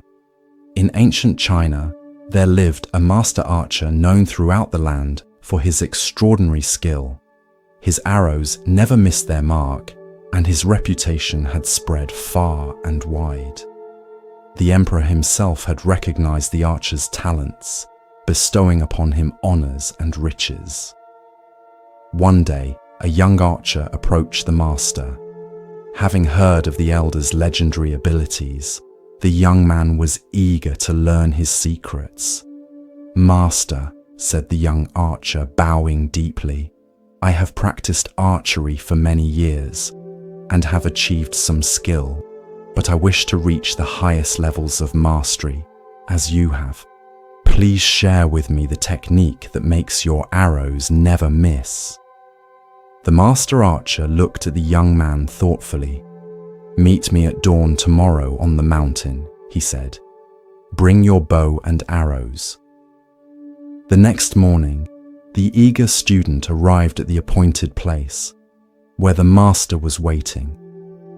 Instead of a practice range with targets, they stood at the edge of a cliff with a deep chasm below. The master led the young archer to the very edge of the precipice, where the ground fell away sharply hundreds of feet to the valley below. Standing at this precarious spot, the master took his position, drew his bow, and shot an arrow into the distance. Then he turned to the student and said, "Now you stand here and shoot." The young archer cautiously approached the edge. Looking down at the dizzying drop, he felt his heart race and his knees weaken. His hands began to tremble as he tried to nock an arrow. After several attempts, he stepped back from the edge. "I cannot shoot from here, master," he admitted. "The height makes me dizzy, and fear makes my hands unsteady. How can I hit a target when I am afraid of falling?" The master nodded and spoke gently. "This is the secret you seek. The difference between us is not in technique or strength. It is that when I shoot, there is only the arrow, the bow, and the target. There is no fear, no thought of success or failure, no awareness of being watched or praised. There is not even a self who is shooting. There is only the perfect unity of archer and target. He continued, "You miss your mark not because your skill is lacking, but because you are divided. Part of you shoots the arrow, while another part fears falling, hopes for success, worries about failure, and remains self-conscious. When you can shoot with your whole being, undivided by fear or desire, you will find the mastery you seek." The young archer bowed deeply, understanding that he had received a lesson far more valuable than any technique. He had been shown the true path to mastery, not just in archery, but in all of life. The Buddha taught, "Your work is to discover your world, and then with all your heart, give yourself to it." This teaching perfectly captures the essence of the master archer's wisdom. True mastery in any field comes not from technique alone, but from total presence and the dissolution of the separate self that creates division within us.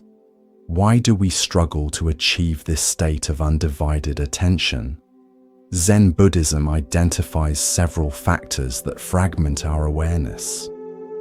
First is our habitual self-consciousness, the part of our mind that stands apart from experience, evaluating our performance, comparing ourselves to others, and seeking validation. This observing ego creates an artificial separation between ourselves and our actions. Second is our attachment to outcomes, our fixation on success or failure, praise or criticism, reward or punishment. When we shoot an arrow, literally or metaphorically, while obsessing about whether it will hit the target, we introduce tension and hesitation that interfere with natural performance.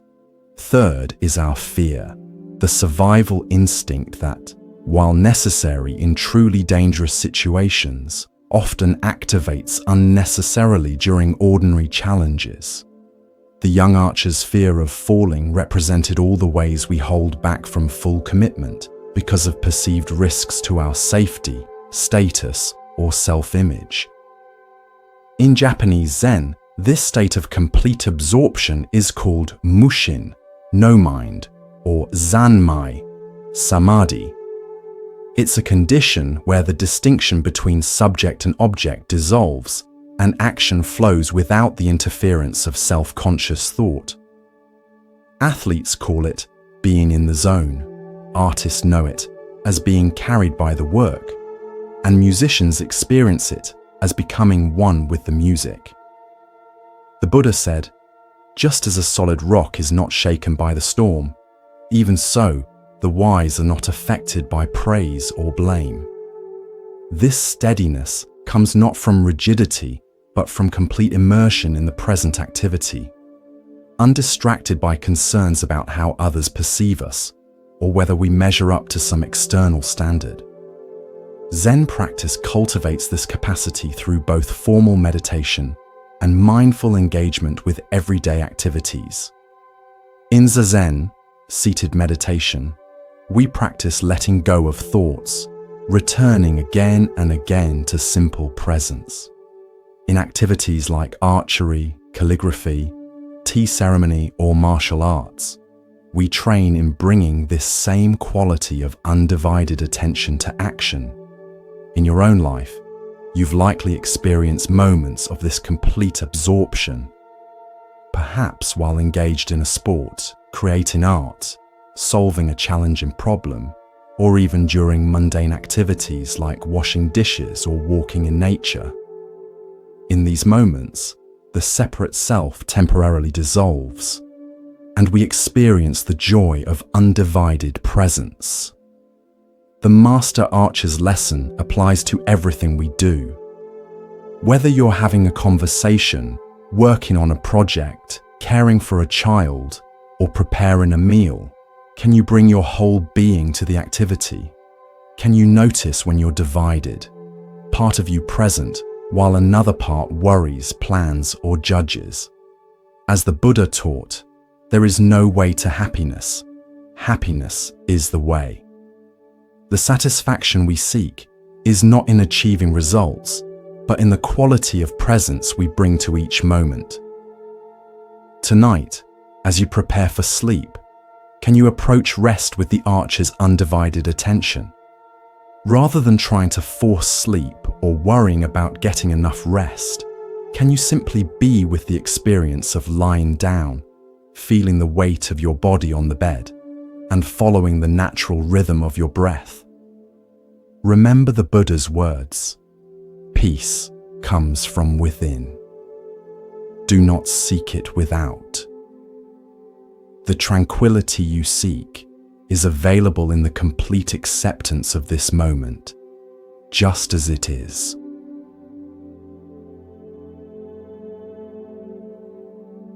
Let us now explore a story about finding solutions by approaching problems differently. This is the story of the Zen master and the heavy stone. In a small village nestled among mountains, the main road was partially blocked by an enormous stone that had fallen from the cliffs above. The stone was so large and heavy that none of the villagers could move it, despite their best efforts. Several strong men had tried pushing it together, but it wouldn't budge. Others had attempted to break it into smaller pieces, but the stone was unusually hard, and their tools merely scratched its surface. Some had tried digging around it to roll it away, but the ground was too firm and the stone too deeply embedded. After many failed attempts, the villagers decided to seek help from a Zen master who lived in a monastery nearby. The master was known for his wisdom and creative solutions to difficult problems. When the villagers explained their predicament, the Zen master agreed to come see the stone. A crowd gathered as the elderly master slowly made his way to the obstacle. Everyone expected him to offer some profound technique or organize a better method for moving the heavy boulder. Upon reaching the stone, the master circled it slowly, examining it from all angles with great attention. The villagers waited anxiously for his solution. Finally, the master stopped, looked at the gathered crowd and asked, "Why must the stone be moved?" The villagers were confused by the question. "Because it blocks the road," one replied. "It makes travel difficult and slows our carts and wagons." The master nodded thoughtfully and said, "The stone blocks one path, but perhaps it creates another." He then guided the villagers in clearing and forming a new path around the stone. With many hands working together, they soon created a smooth alternate route that curved gently around the boulder. Not only did this new path solve their problem, but the massive stone became a landmark, a natural monument that gave their village a unique identity.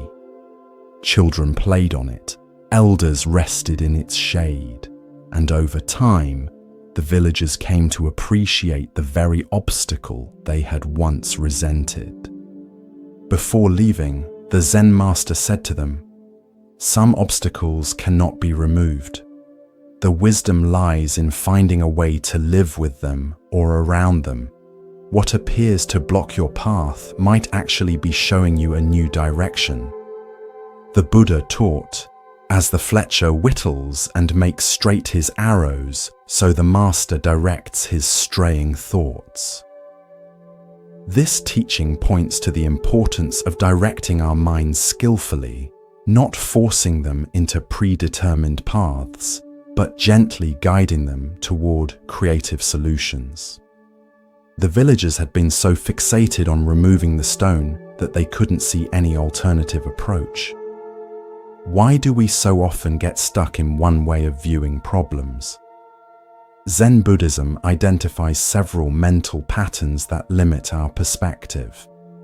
First is our attachment to expectations, our fixed ideas about how things should be. The villagers were convinced that the proper solution could only involve moving or breaking the stone because that would restore the road to its original state. Second is what Buddhists call fixed mind or rigid thinking, the inability to adapt our approach when faced with resistance. When our initial efforts don't succeed, we often just try harder using the same method, rather than stepping back to reconsider our entire approach. Third is our failure to question our assumptions. The villagers assumed that the problem was the stone itself, rather than their relationship to it. By reframing the situation, the stone isn't the problem, our need for a path is. The Zen master opened up new possibilities that were invisible from within the original framework. Zen practice cultivates mental flexibility through koans, paradoxical stories or questions that cannot be solved through conventional thinking. Famous koans like, "What is the sound of one hand clapping?" Or, "What was your original face before your parents were born?" deliberately short-circuit logical analysis, forcing the mind to operate in new ways. This training develops what Zen calls lateral thinking, the ability to approach problems from unexpected angles. The Buddha said, "We are shaped by our thoughts. We become what we think." When our thoughts remain trapped in familiar patterns, our solutions will be equally limited. By cultivating mental flexibility, we open ourselves to innovative approaches that may be hidden in plain sight. In your own life, consider a challenge you've been struggling with, perhaps a relationship difficulty, a work problem, or a personal obstacle. Have you been pushing against your heavy stone, attempting the same solution repeatedly with minimal success? What might happen if, like the Zen master, you stepped back and questioned your fundamental assumptions about the problem? The Japanese concept of ma, the space between things, offers additional insight. Sometimes the solution lies not in the elements themselves, but in the relationship between them. The villagers found their answer not in the stone or the road as separate entities, but in reconsidering how they could relate to each other. Tonight, as you reflect on challenges in your life, experiment with the Zen master's approach. Ask yourself, what if this obstacle isn't something to be removed, but something to be integrated? What new path might it be revealing? Remember the Buddha's teaching. No matter how hard the past, you can always begin again. Each moment offers a fresh opportunity to see with new eyes and discover solutions hidden beyond our usual perspective. Let us turn to a story about the power of letting go and the freedom it brings. This is the story of the two traveling monks. Two Buddhist monks, Tanzan and Aikido, were once traveling together down a muddy road in the countryside during the rainy season. Heavy rains had fallen, leaving the road flooded in many places and making their journey difficult. As they rounded a bend, they came upon a lovely young woman in a silk kimono and sash, unable to cross a large muddy puddle that blocked the path. She stood hesitating at the edge, clearly distressed about how to proceed without ruining her beautiful clothes. Without a word, Tanzan went to the woman, picked her up in his arms, carried her across the muddy water, and set her down safely on the other side. The woman thanked him with a bow and continued on her way. The two monks walked on in silence for several hours. Finally, unable to contain himself any longer, Aikido spoke out. "Brother Tanzan," he said, We monks are not supposed to go near females, especially young and lovely ones. It is dangerous. Why did you do that? Tanzan replied calmly. I left the girl there by the river. Are you still carrying her? Ekido was stunned into silence, suddenly aware of the burden he had been carrying for hours. Not a physical woman, but the weight of judgment, concern, and mental agitation. While Tanzan had responded to a momentary need with compassion and then returned fully to the present journey, Ekido had been dwelling on the incident long after it was over. The Buddha taught, let go of the past, let go of the future, let go of the present, and cross over to the farther shore of existence. This teaching perfectly captures Tanzan's wisdom. He understood that true freedom comes not from rigid adherence to external rules, but from maintaining internal freedom, the ability to respond appropriately to each situation and then move on without lingering attachment. Why do we, like Aikido, so often carry unnecessary mental burdens? Zen Buddhism identifies several factors that keep us clinging to what we should release. First is our tendency toward rumination, repeatedly thinking about past events we cannot change. This mental habit consumes energy that could be directed toward the present moment and often reinforces negative emotions like anger, guilt, or anxiety. Second is our attachment to rules over principles.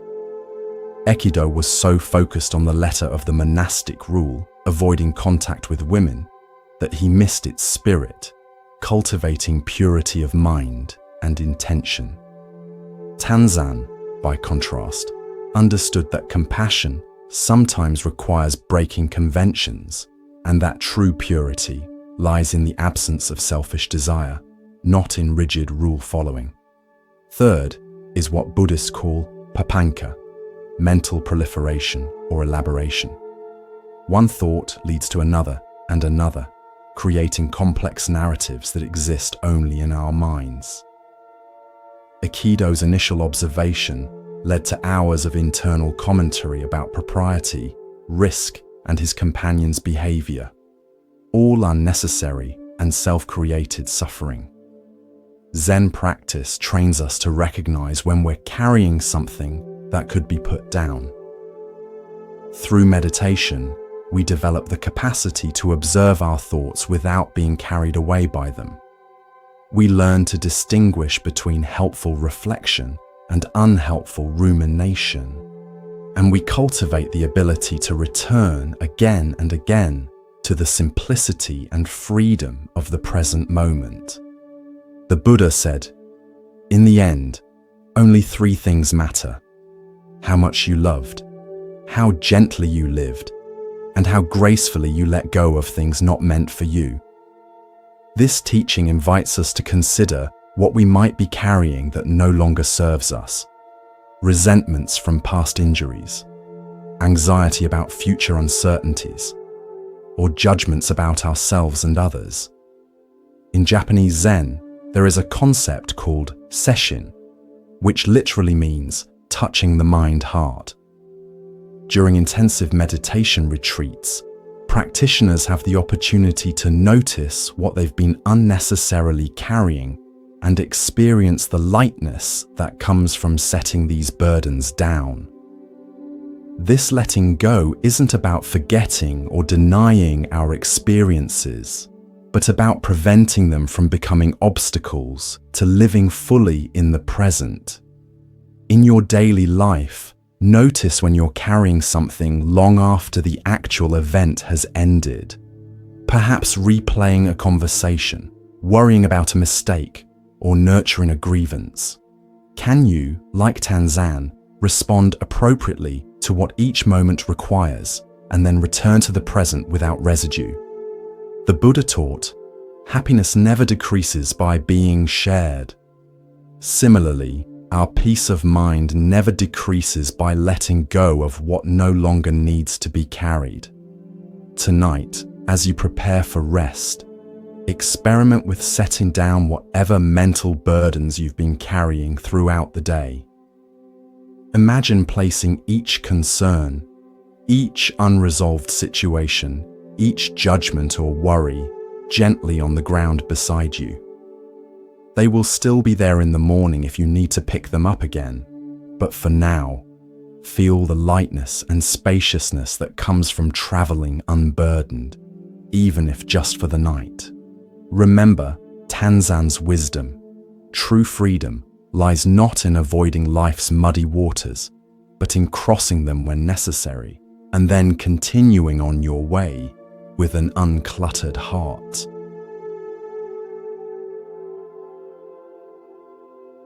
Let us explore a story about the power of inner silence. This is The Cricket in the Temple. In a bustling Japanese city, a magnificent temple stood for centuries, its golden roof gleaming in the sun. Despite being surrounded by the noise of modern life, traffic, construction, crowds of tourists within its walls, a sense of profound peace prevailed. One day, a young musician visited the temple. Having studied both music and meditation, he was curious about the quality of silence that seemed to permeate the sacred space.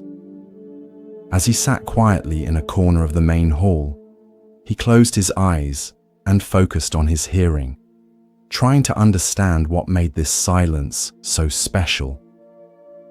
To his surprise, beneath the occasional footsteps of visitors and the distant city noise, he detected a subtle, rhythmic sound, so faint it was almost imperceptible. Curious, he followed the sound to its source and discovered a tiny cricket living in a small crack in one of the ancient wooden pillars. The musician was amazed. How could such a tiny creature be heard in this vast space?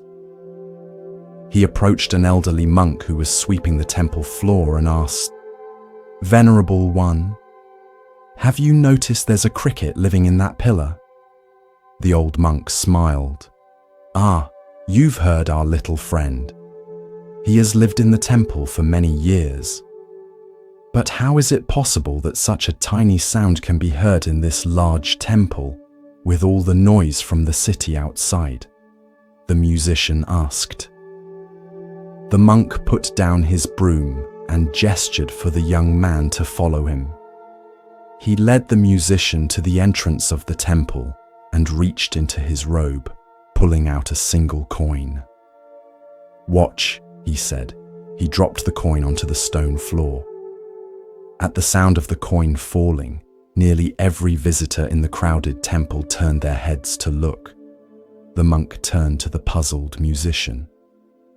"People hear what they are listening for," he said gently.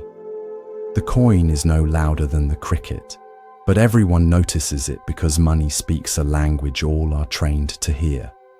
The cricket sings day and night, but few notice because they are not listening for such voices." He continued, "Those who quiet their inner noise can hear what others miss. Not just crickets, but the whispers of wisdom that speak constantly beneath the clamor of everyday life. True silence is not the absence of sound, but the presence of attention." The young musician bowed deeply, understanding that he had received a teaching far more valuable than any musical technique. He had been shown the difference between hearing and listening, between external quiet and true inner silence. The Buddha taught, "He who is patient is the greatest warrior." This teaching relates profoundly to our capacity for inner silence. The greatest battles are often fought not against external enemies, but against our own internal noise. The constant chatter of thoughts, judgments, desires, and fears that drown out the subtle wisdom available in each moment. Why do we struggle to hear the crickets in our lives? Zen Buddhism points to several factors that create inner noise. First is our conditioning to value certain inputs over others.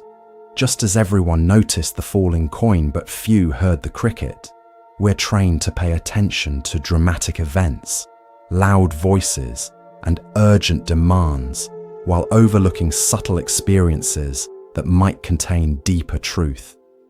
Second is what Zen calls monkey mind, the restless, agitated quality of consciousness that jumps constantly from thought to thought, rarely settling long enough to perceive what lies beneath surface appearances.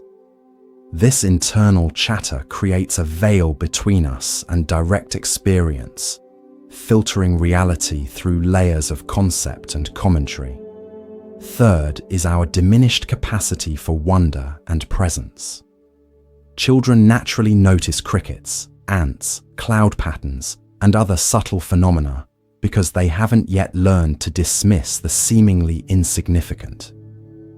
As adults, we often lose this capacity for direct, unfiltered perception, missing the extraordinary that hides within the ordinary. Zen practice cultivates what might be called active silence, not the absence of thought, but a quality of alert receptivity that allows us to perceive beyond our habitual patterns.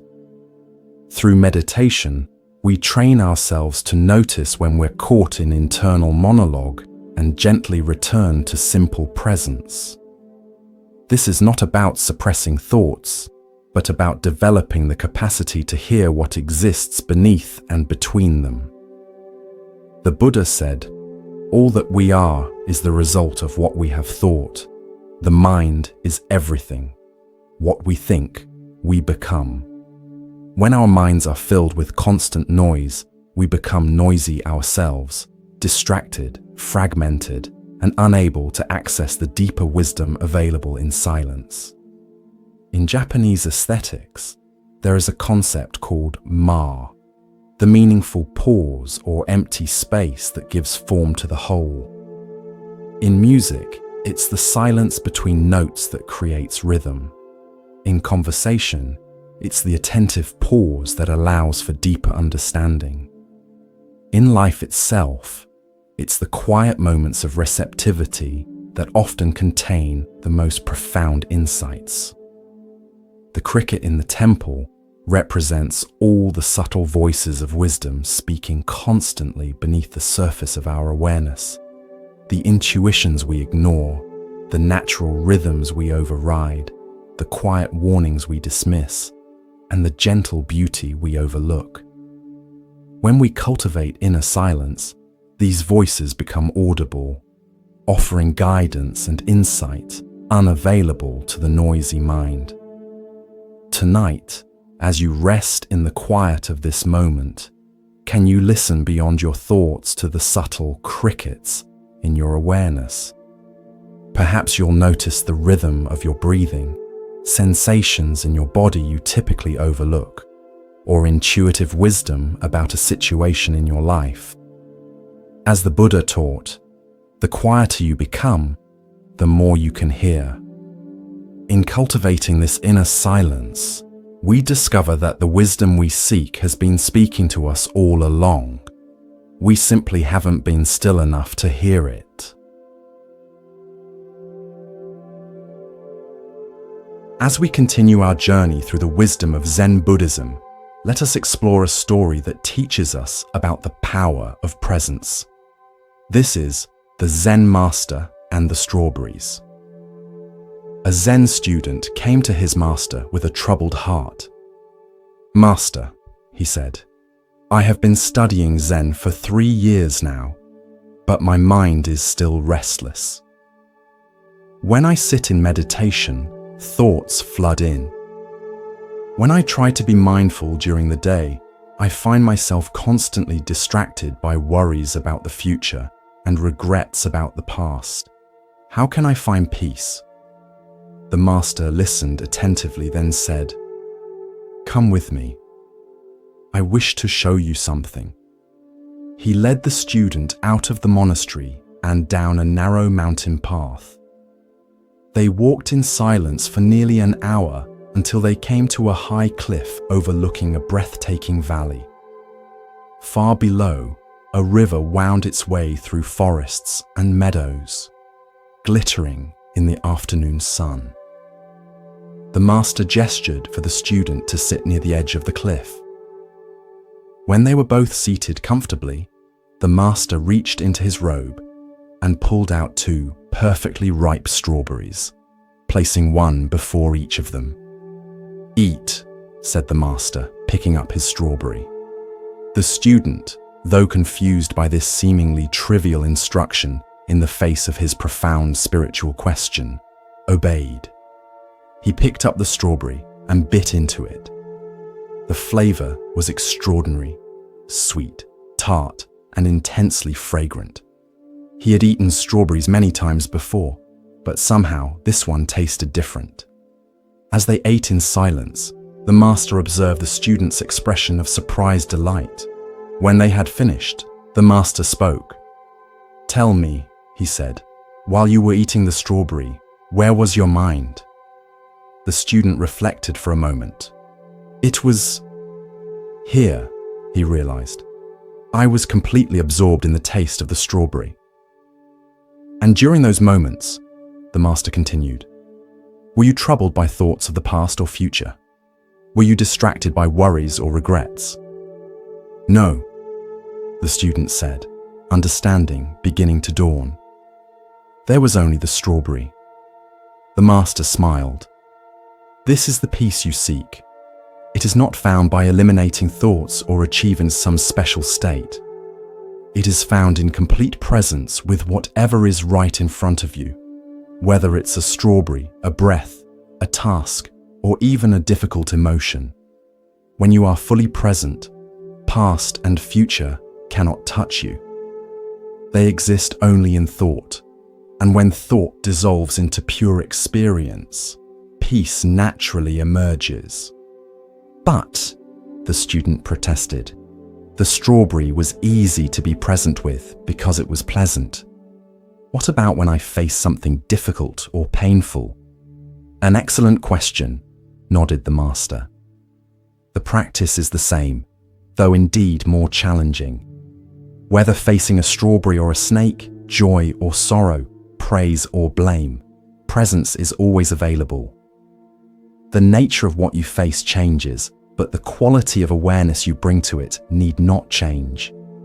This is the great freedom of Zen practice." The student bowed deeply, grateful for the teaching. From that day forward, he approached his practice differently. Rather than struggling to eliminate thoughts or achieve a peaceful state, he focused on bringing complete presence to each moment, each activity, each breath, finding, to his surprise, that the peace he had been seeking had been available all along in the most ordinary experiences of his life. The Buddha taught, "Do not dwell in the past, do not dream of the future, concentrate the mind on the present moment." This teaching points to the direct path to peace, not through escaping our current experience, but through fully inhabiting it. The strawberry represents any ordinary moment that, when met with complete presence, reveals itself as extraordinary. Why do we struggle so persistently with being present? Zen Buddhism identifies several patterns that pull us away from the now. First is our habitual time traveling, the mind's tendency to constantly swing between past and future, reviewing what has happened or anticipating what might occur. This mental movement is so constant that we barely notice it, yet it continuously removes us from direct experience. Second is our evaluation system, the mind's automatic sorting of experience into categories of pleasant, unpleasant, desirable, undesirable, important, unimportant.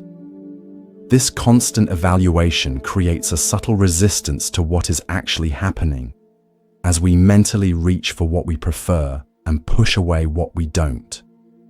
Third is our search for special experiences, the belief that peace or happiness must come in a particular package with specific qualities that differ from our ordinary life. This misunderstanding leads us to overlook the profound beauty and completeness available in simple moments, like tasting a strawberry. The Japanese concept of ichigo ichie, one time, one meeting, captures the preciousness of each unrepeatable moment. It reminds us that this particular experience, this breath, this sensation, this interaction will never occur exactly the same way again.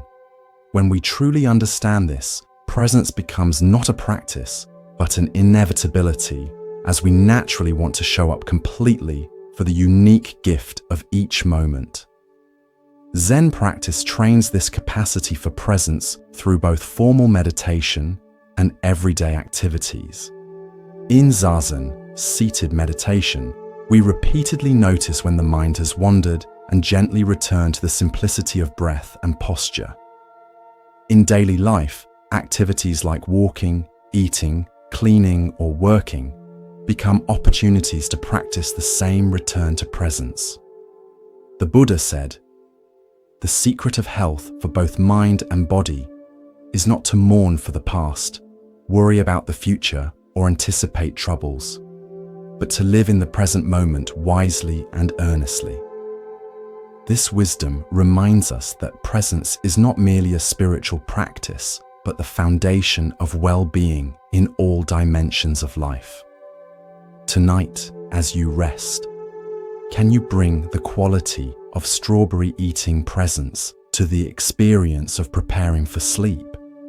Can you feel the weight and texture of your body against the bed, the rhythm of your breathing, the gradual relaxation of your muscles? As the Buddha taught, wherever you are, be there totally. In this complete presence lies the peace that has been available all along, waiting only for our full attention to reveal itself. Let us now turn to a story about clearing away the obstacles to our true nature. This is Polishing the Mirror. A young monk approached his Zen master after years of dedicated practice. Despite his sincere efforts in meditation and study, he felt that enlightenment remained elusive. "Master," he asked with frustration evident in his voice, "I've been practicing diligently for 7 years now. I follow all the precepts. I meditate faithfully every day. I study the sutras with dedication. Yet I feel no closer to enlightenment than when I began. What am I doing wrong?" The old master looked at the monk with compassion. Instead of answering directly, he led the young man to a storage room at the back of the monastery. There, covered in dust and hidden behind piles of scrolls and ceremonial implements, sat an ancient mirror. Once beautiful and reflective, its surface was now completely obscured by years of dust, grime, and oxidation. "Do you see this mirror?" the master asked. "Yes," replied the monk, somewhat confused by the apparently irrelevant question. "Was this mirror created by the dust that covers it?" The monk frowned. "No, of course not. The mirror exists independent of the dust. The dust merely covers what is already there. And if someone wished to see their reflection in this mirror, what would they need to do?" The master continued. "They would need to clean it to remove the dust and polish the surface," the monk answered, beginning to sense where the teaching was leading. The master nodded and handed the young monk a soft cloth. "Please clean this mirror." Day after day, the monk worked on cleaning the ancient mirror. The accumulated grime of decades didn't yield easily. He tried different methods: water, oil, fine ash, special polishing compounds.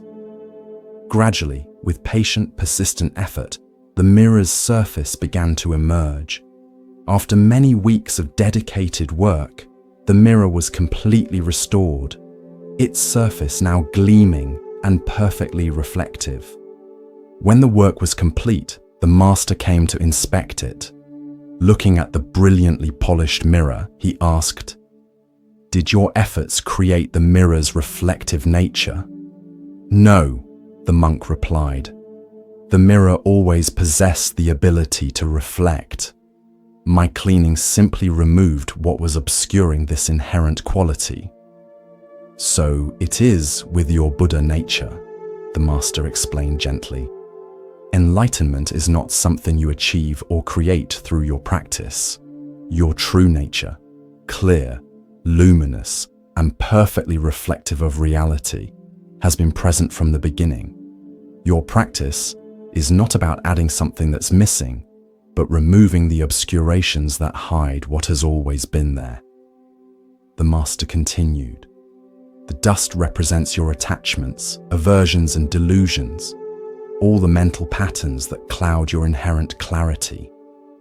Meditation, precepts, and study are like the cloth you use to polish the mirror. They don't create enlightenment. They reveal what has always been your original face. With this understanding, the young monk's approach to practice transformed completely.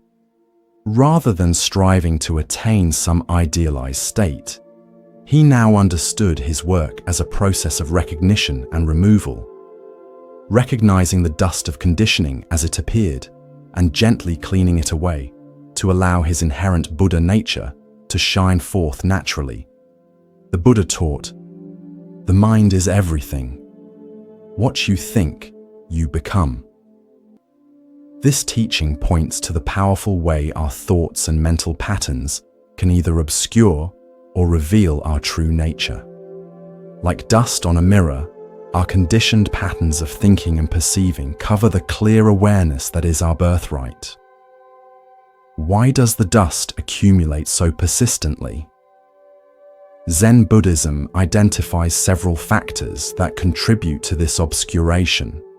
First is what Buddhists call ignorance, avidya, not a lack of intelligence, but a fundamental misunderstanding of our true nature. This basic confusion leads us to identify with the dust rather than the mirror beneath it. Second is our habitual self-reinforcing patterns. Each thought of separation, each emotional reaction, each act based on a limited self-concept adds another layer of dust to the mirror. These patterns build upon each other, creating what seems like an impenetrable coating over our natural clarity.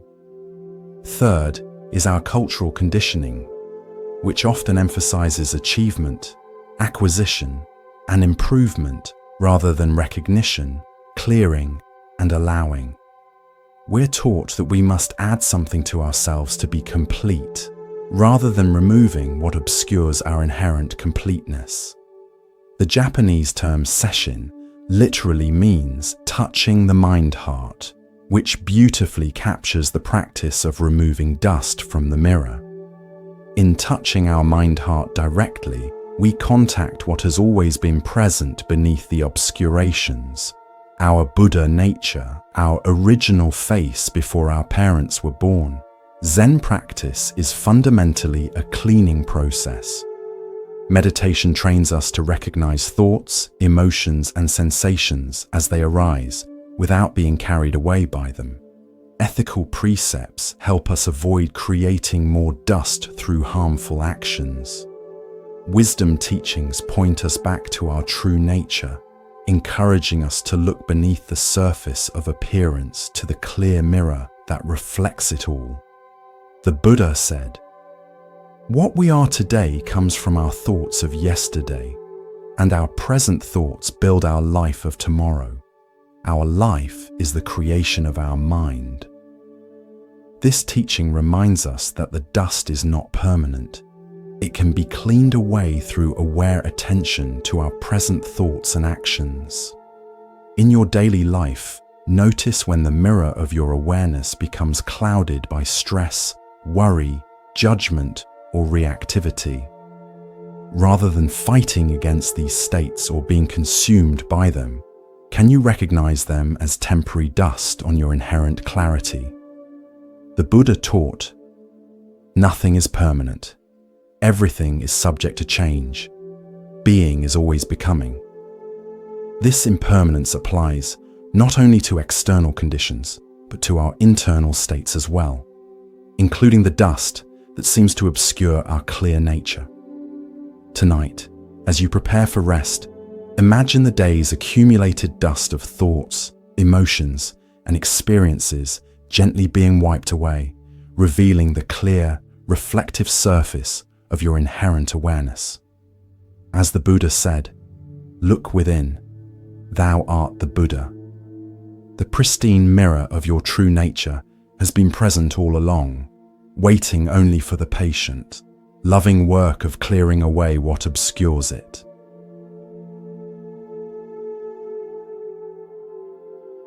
Let us now explore a story about simplicity and the direct path to understanding. This is Pointing at the Moon. One evening, a Zen master was walking with his disciple under a brilliant full moon. The night was clear, and the moonlight illuminated the garden path, creating patterns of silver light and deep shadow.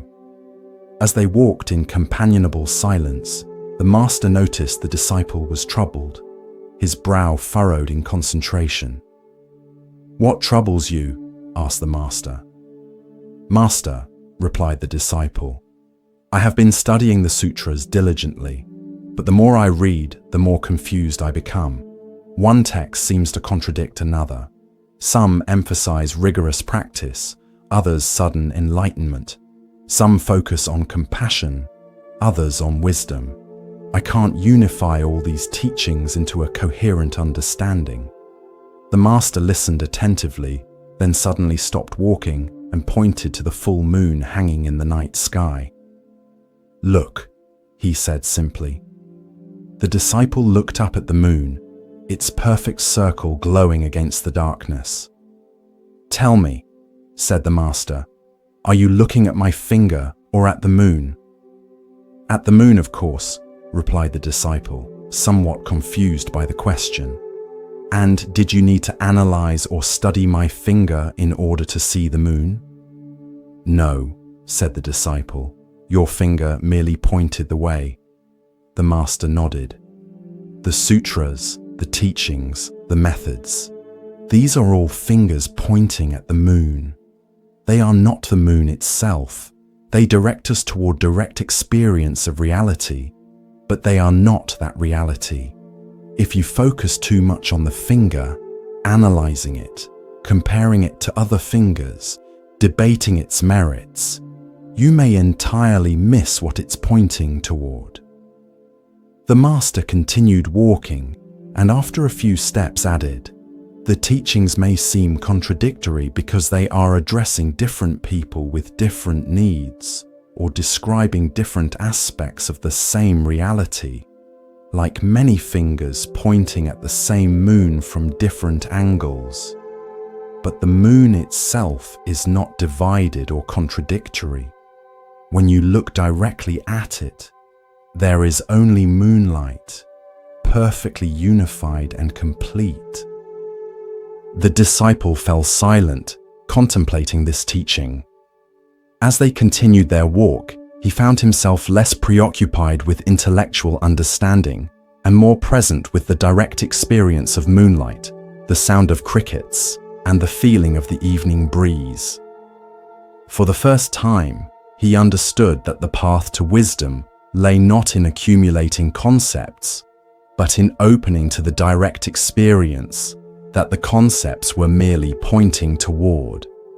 The Buddha taught, "My teaching is like a finger pointing to the moon. Do not mistake the finger for the moon." This profound instruction warns against the human tendency to become attached to spiritual teachings, rather than allowing them to guide us toward direct experience of reality. Why do we so readily confuse the finger for the moon? Zen Buddhism identifies several factors that lead to this common confusion. First is our deeply ingrained habit of conceptual thinking. From early childhood, we're trained to understand the world through concepts, categories, and abstractions. This conceptual overlay becomes so pervasive that we often mistake our mental maps for the territory they represent. Second is our cultural conditioning toward knowledge acquisition rather than experiential wisdom. Particularly in educational systems, we're rewarded for gathering and organizing information rather than for direct insight or embodied understanding. This conditioning carries over into spiritual practice, where we may unconsciously approach enlightenment as another form of knowledge to acquire. Third is the comfort of the known versus the uncertainty of direct experience. Concepts, theories, and doctrines provide a sense of security and control. They can be grasped, organized, and possessed by the mind. Direct experience, by contrast, often brings us face to face with the vast unknown, the groundless ground of being that transcends our conceptual frameworks. The Japanese term shikantaza means just sitting and represents the essence of Zen's direct approach. Rather than engaging with concepts about reality, we simply sit, allowing direct experience to reveal itself without interference from our categorizing mind. This practice embodies the spirit of looking at the moon rather than analyzing the finger. In Zen, even teachings about non-attachment to teachings can become a finger mistaken for the moon. This is why Zen often employs paradox, silence, or unexpected actions to disrupt our conceptual thinking and point directly to experience beyond words. The master who holds up a flower, the teacher who gives a shout, the sudden sound of a stick striking the floor. These all serve to jolt us out of conceptual understanding into direct perception. The Buddha said, "If you light a lamp for someone else, it will also brighten your path."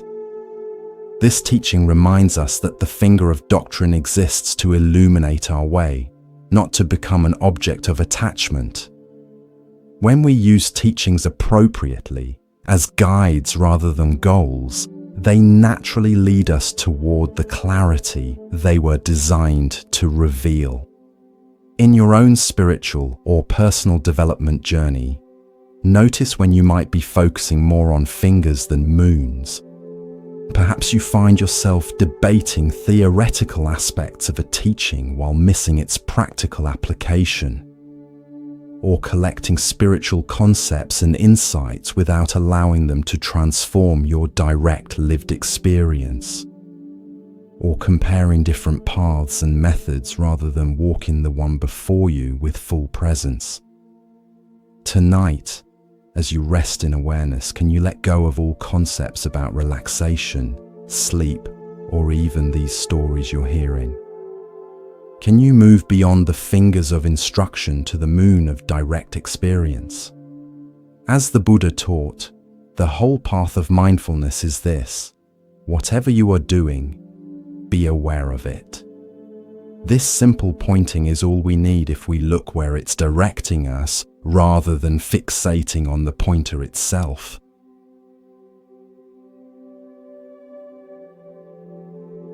Let us now turn to a story about our relationship with challenges and obstacles. This is The Farmer's Horse. In a small village nestled among rolling hills, there lived an old farmer who was known for his equanimity. No matter what happened, good or bad, he maintained the same peaceful demeanor and often responded to news with a simple phrase, "We'll see." One day, the farmer's only horse, essential for ploughing his fields and transporting his crops to market, broke through the fence and ran away. When neighbors heard about this misfortune, they gathered at his home to offer sympathy. "What terrible luck!" they exclaimed. "Your only horse is gone. How will you manage the farm now? This is such a tragedy." The old farmer listened to their concerns and simply replied, "We'll see." A week later, the farmer's horse returned to the farm. But it wasn't alone. It brought with it a herd of wild horses that had followed it back.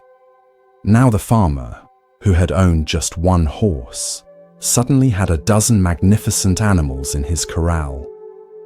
When the neighbors heard this news, they rushed back to the farmer's home, this time to congratulate him on his extraordinary good fortune. "What amazing luck," they declared. "Now you have many strong horses. You'll be the richest farmer in the village." The farmer thanked them for their enthusiasm, but again responded, "We'll see." The following day, the farmer's only son began the work of training these wild horses. While attempting to break one particularly spirited stallion, he was thrown to the ground and broke his leg badly. The neighbors once again gathered, now offering condolences for this stroke of bad luck. "How unfortunate," they said. "Your son is injured and cannot help with the farm work. With the harvest coming, this is surely a disaster." As before, the old farmer acknowledged their concern, but replied, "We'll see." Within a week, military officials came to the village, conscripting all able-bodied young men to fight in a war that had just been declared against a neighboring kingdom. It was a dangerous conflict, and everyone knew that many of those taken would never return. Because of his broken leg, the farmer's son was passed over and allowed to remain home.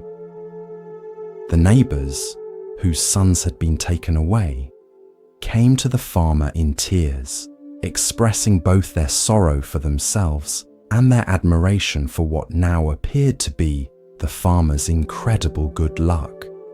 The farmer listened compassionately to their mixed emotions and once again said simply, "We'll see." The Buddha taught, "Do not judge by appearances. Find the truth behind all form." This wisdom is perfectly embodied in the farmer's story. His consistent response of "we'll see" reflects a profound understanding that no event can be fully judged in isolation. Its meaning and impact continue to unfold within a complex web of causes and conditions. Why do we rush to categorize experiences as fortunate or unfortunate? Zen Buddhism points to our mind's habitual dualistic thinking. Its tendency to sort all experiences into binary categories like good, bad, desirable, undesirable, or helpful, harmful. This automatic sorting gives us a sense of orientation and control, but often prevents us from perceiving the complex, ever-changing nature of reality. The Japanese concept of fubaika refers to the mind that doesn't divide experiences into categories of like and dislike. It's a mind that remains open to the full spectrum of what unfolds without immediately filtering it through preferences. The farmer exemplifies this quality through his ability to hold each development with spacious awareness rather than reactive judgment. Zen master Thich Nhat Hanh teaches about interbeing, the profound interconnectedness of all phenomena. Nothing exists in isolation. Everything is related to everything else in countless ways. The farmer's story illustrates this principle clearly. The unfortunate loss of his horse led to the fortunate acquisition of many horses, which led to the unfortunate injury of his son, which led to the fortunate avoidance of military service. Each event flowed into the next in an unbroken stream of causes and effects. The Buddha said, "If we could see the miracle of a single flower clearly, our whole life would change." This teaching points to the depth and complexity present in even the simplest phenomena. When we truly perceive without the filter of our hasty judgments, we recognize that nothing is as simple as it first appears. Each experience contains multiple dimensions and carries potential for developments we cannot foresee. Zen practice cultivates this capacity for suspended judgment through mindfulness of our automatic reactions. We train ourselves to notice when the mind quickly labels an experience as good or bad, desirable or undesirable. By creating space around these immediate reactions, we develop the farmer's ability to meet life with an open "we'll see" rather than closed certainty. In practical terms, this approach doesn't mean becoming passive or indifferent. The farmer still took appropriate action at each stage, searching for his lost horse, helping his son heal, adapting to changing circumstances. But he did so without the additional suffering that comes from premature judgment and emotional reactivity. The Buddha taught, as rain falls equally on the just and the unjust, do not burden your heart with judgments, but rain your kindness equally on all. This teaching extends the farmer's equanimity toward all experiences to our treatment of all beings. When we suspend our rush to judgment, we create space for compassion to arise naturally. Tonight, as you reflect on recent events in your life that you've categorized as fortunate or unfortunate, can you hold them with the farmer's "we'll see" perspective? Can you recognize that the full meaning and impact of these experiences are still unfolding? As the Buddha said, nothing is permanent. Everything is subject to change. Being is always becoming. In this understanding lies the wisdom to meet life's continuous unfolding with equanimity and grace.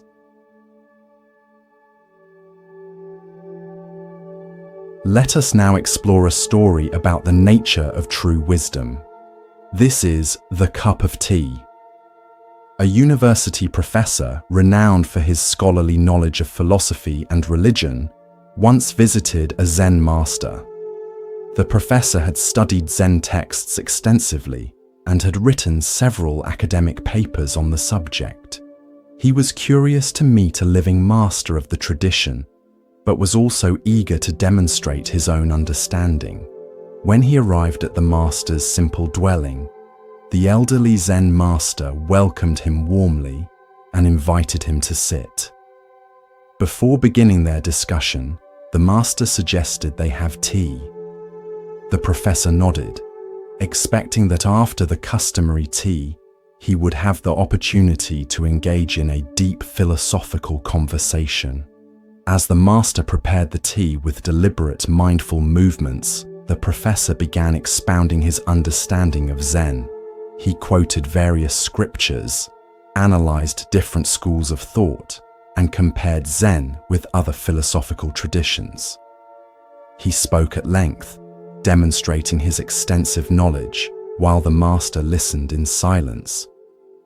When the water was hot, the master placed a cup before the professor and began to pour the tea. The professor, still talking, paused briefly to acknowledge the tea and continued his discourse. The master poured until the cup was full, but then continued pouring. Tea spilled over the rim, across the table, and into the professor's lap. "Stop!" cried the professor, jumping up. "The cup is already full. No more will go in." The Zen master stopped pouring and looked directly at the professor. "Like this cup," he said, "you are full of your own opinions and speculations. How can I show you Zen unless you first empty your cup?" The professor was stunned into silence. In that moment, he realized that all his knowledge about Zen had become a barrier to understanding Zen itself. His cup was so full of concepts, theories, and second-hand information that there was no room for direct experience or fresh insight. Humbled, the professor bowed to the master. "I see now that I know nothing of Zen," he said. "Please teach me as if I were a beginner." The master smiled. "In the beginner's mind, there are many possibilities. In the expert's mind, there are few. Let us start with an empty cup." From that day forward, the professor approached his studies differently. Rather than accumulating more knowledge to fill his already overflowing cup, he practiced emptying it, setting aside his preconceptions, theories, and intellectual understanding to create space for direct experience and genuine wisdom. The Buddha taught, "In the beginner's mind, there are many possibilities, but in the expert's mind, there are few." This teaching points to the paradoxical nature of true wisdom. It often requires us to let go of what we think we know in order to discover what is true. The professor's journey from fullness to emptiness, from intellectual knowledge to receptive awareness, embodies this fundamental shift. Why do we so readily confuse information with wisdom? Zen Buddhism identifies several patterns that lead to this common misunderstanding. First is our cultural conditioning to value intellectual knowledge above other forms of knowing. From early education, we're trained to accumulate facts, theories, and concepts, often at the expense of developing intuitive, embodied, or experiential understanding. Second is the ego's attachment to knowing. Having definite opinions and extensive knowledge can become part of our identity, a way we establish our worth and place in the world. Admitting we don't know, emptying our cup, can feel threatening to this identity, creating resistance to the very vulnerability that permits genuine learning. Third is our discomfort with emptiness itself. Western cultures particularly tend to view emptiness as a lack, a deficiency to be filled. In Zen, however, emptiness, sunyata, is seen as fertile space, full of potential, like the empty cup that can now receive fresh tea. The Japanese term mushin, no mind, describes a state of readiness and receptivity that comes from letting go of fixed ideas and preconceptions. It doesn't mean being thoughtless, but rather holding thoughts lightly, without attachment, creating space for inspiration and insight to emerge naturally from emptiness. Zen practice cultivates this empty cup quality through various means. Meditation trains us to recognize when we're caught in concepts and to gently return to direct experience. Beginner's mind, Shoshin, invites us to approach each situation with fresh eyes, as if encountering it for the first time. And the tradition's emphasis on direct transmission beyond words points us toward understanding that cannot be contained in intellectual knowledge alone. The Buddha said, "To know and not to act is not yet to know." This teaching highlights the difference between intellectual understanding and embodied wisdom. True knowing transforms how we live, not just how we think. Until knowledge affects our actions and way of being, it remains mere information, tea that never actually enters the cup. In your own learning journey, notice when your cup might be too full to receive anything new. Perhaps you approach a conversation already knowing what the other person will say. Or you read a book filtering everything through your existing beliefs. Or you meet a challenge assuming you already understand it based on past experiences. These full cup moments prevent fresh insight and genuine growth. Tonight, as you rest in awareness, experiment with emptying your cup. Let go of what you think you know about relaxation, about yourself, about these teachings. Create space for direct experience to reveal itself beyond your concepts and expectations. As the Buddha taught, empty your boat of water. It will go lightly and swiftly. Similarly, when we empty our minds of fixed ideas and preconceptions, we move through life with greater ease, receptivity, and wisdom. Let us now turn to a story about perspective and the limitations of judgment. This is The Gate of Paradise. There once was a samurai warrior who was known throughout the land for his exceptional skill and unwavering dedication to the samurai code of honor. After years of loyal service to his lord, fighting many battles and gaining great renown, the samurai began to be troubled by deeper questions about life, death, and the ultimate meaning of his martial path. Having heard of a wise Zen master living in a remote mountain temple, the samurai decided to make the journey to seek answers to his questions. After many days of difficult travel, he finally arrived at the temple gate. The master, an elderly monk of small stature and simple appearance, came out to greet him. The samurai bowed slightly and introduced himself, listing his many accomplishments and titles with pride. Then he asked, "Master, I have come to inquire about heaven and hell. Can you tell me about these realms?" The Zen master looked up at the imposing warrior and suddenly burst into mocking laughter. "You call yourself a samurai," he said derisively. "Look at you. You're nothing but a posturing fool in a costume. What lord would want such a ridiculous figure guarding him? You'd better run along and stop wasting my time with your childish questions." Upon hearing these words, the samurai's face flushed with rage. His pride deeply wounded, he reached for his sword and drew it with lightning speed, raising it above his head to strike down the insolent monk. At that precise moment, with the blade poised in the air, the master looked calmly into the warrior's eyes and said softly, "That is the gate of hell." The samurai froze. In a flash of insight, he understood what the master had done, deliberately provoking him to demonstrate how quickly pride, anger, and violence could arise, creating a hell realm in his own mind. Humbled by this realization, the samurai slowly lowered his sword and sheathed it, bowing deeply to the master in gratitude for the profound teaching. As he straightened from his bow, the master looked at him with gentle eyes and said, "And that is the gate of paradise." In that moment, the samurai understood that heaven and hell were not distant realms to be entered after death, but states created by his own mind in each moment through his choices, reactions, and awareness.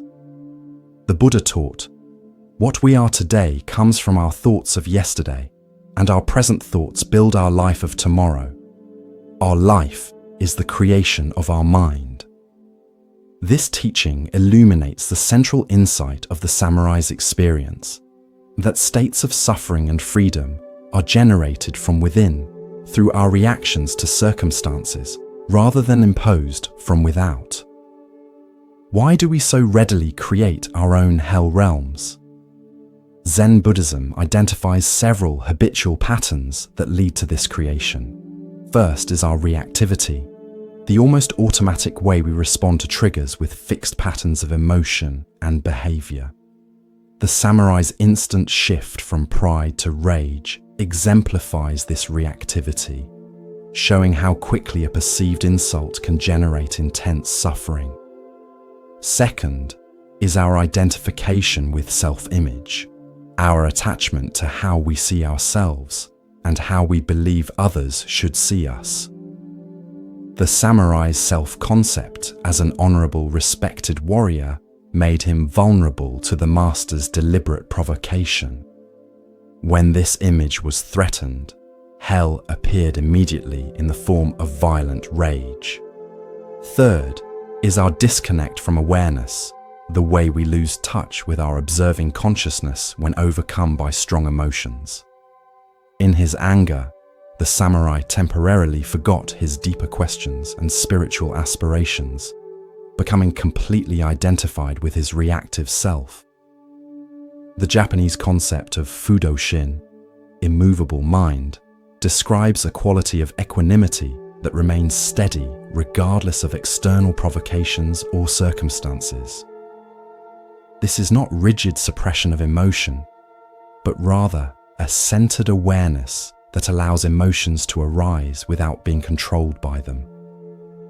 The samurai glimpsed this quality when he lowered his sword, stepping back from reactivity into conscious choice. Zen practice cultivates this awareness through various means. Meditation trains us to observe our reactions arising without immediately acting on them.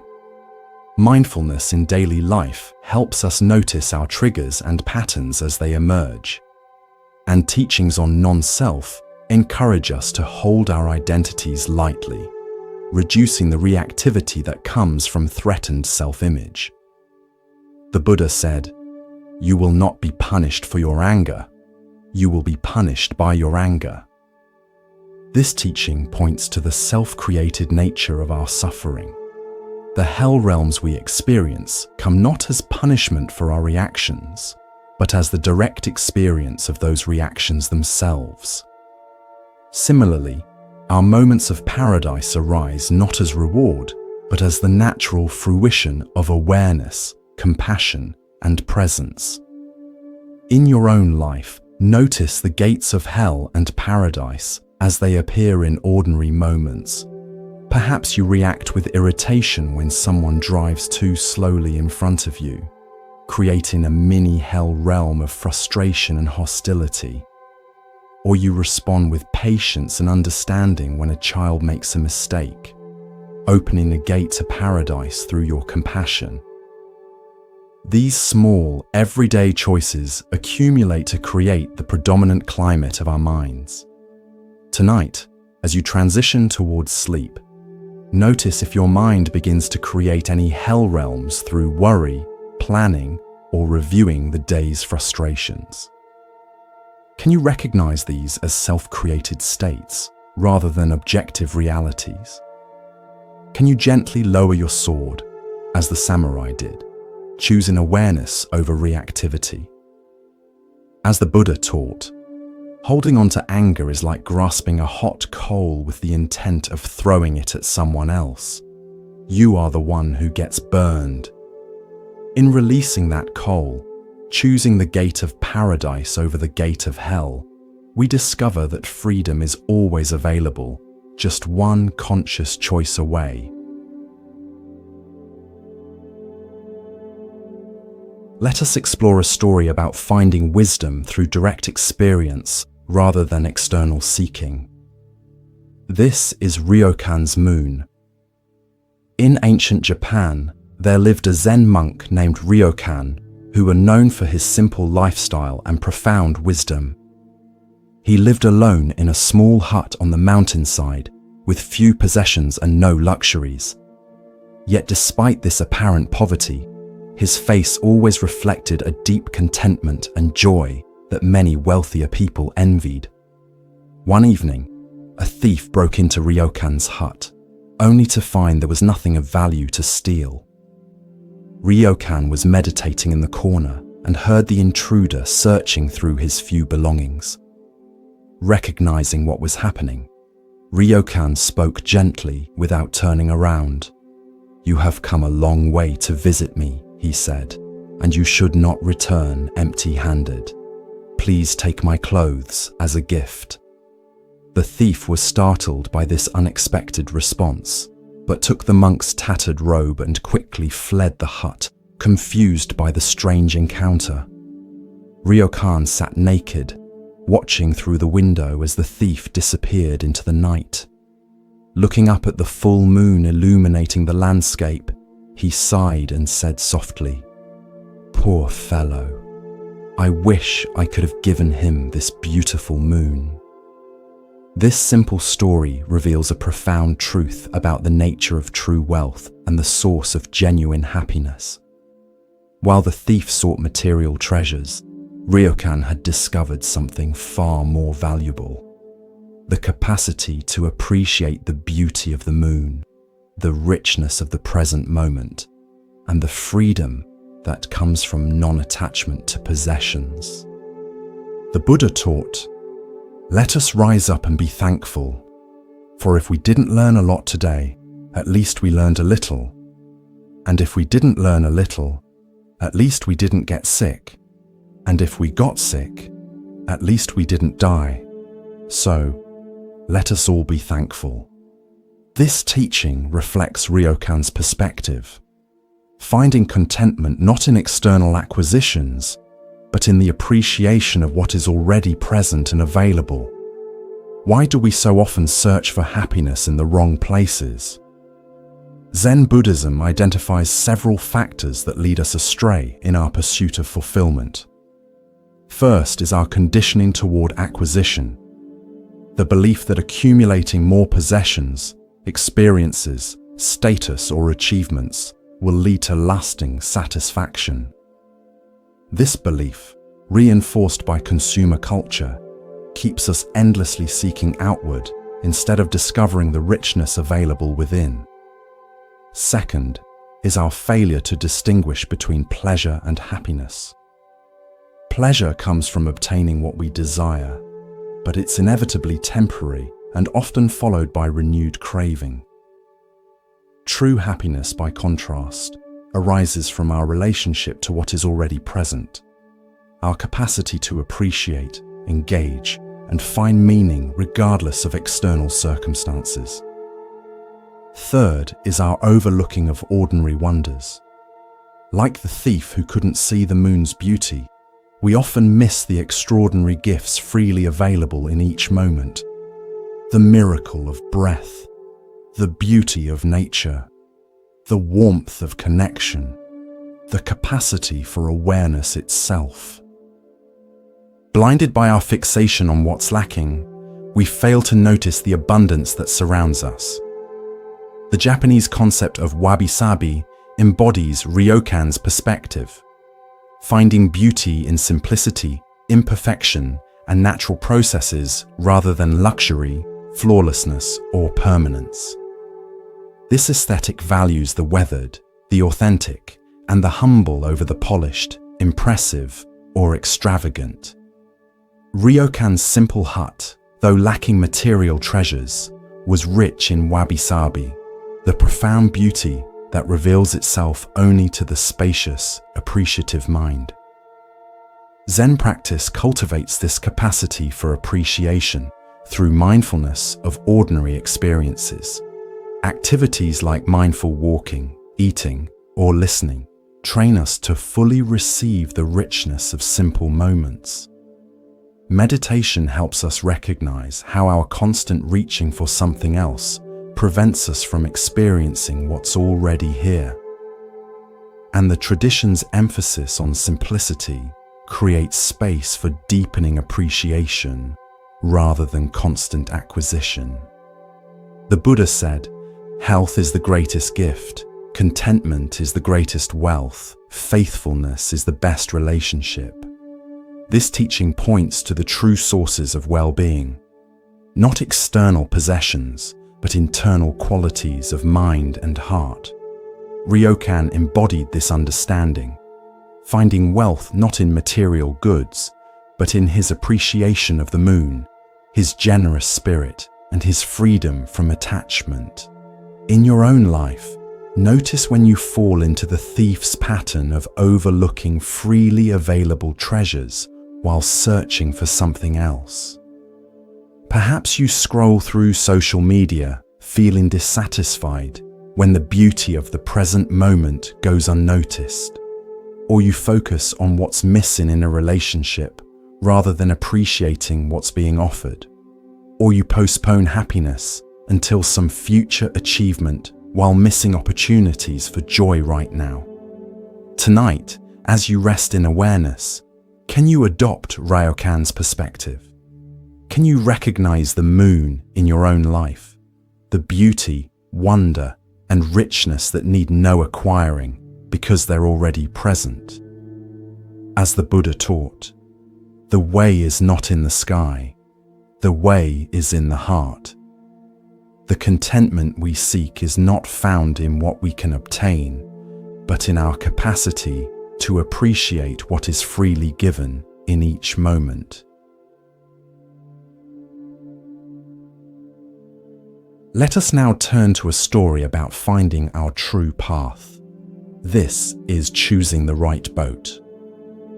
A young seeker once traveled to a riverside monastery known for its wise Zen masters. Having studied multiple spiritual traditions and practices, he found himself confused about which path to follow.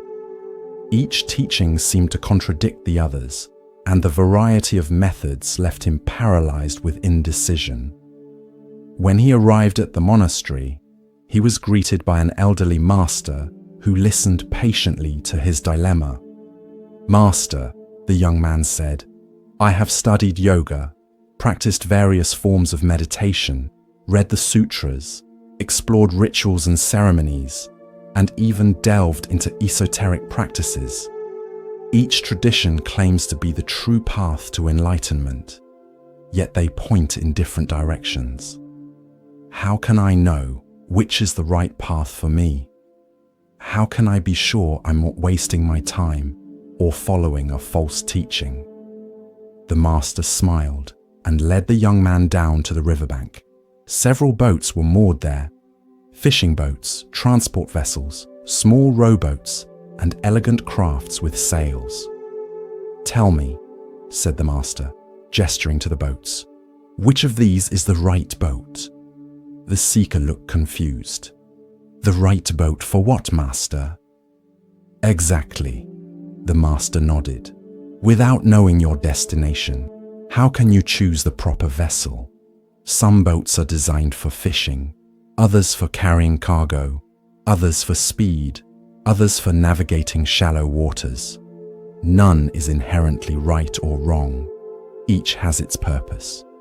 The master continued, "So it is with spiritual practices. The question is not which path is universally right, but which serves your particular journey. Where are you trying to go? What obstacles do you face? What is your temperament? The answers to these questions will guide your choice of vessel." "But," the seeker objected, "surely some spiritual paths must be superior to others. Some must lead to greater truth." "Let me ask you this," replied the master. "Is a fishing boat superior to a passenger ferry? Or is a sailboat better than a rowboat? Each serves its purpose according to conditions and needs." The master picked up a small stone and tossed it into the river. "All these boats share one essential purpose: to cross the water without sinking.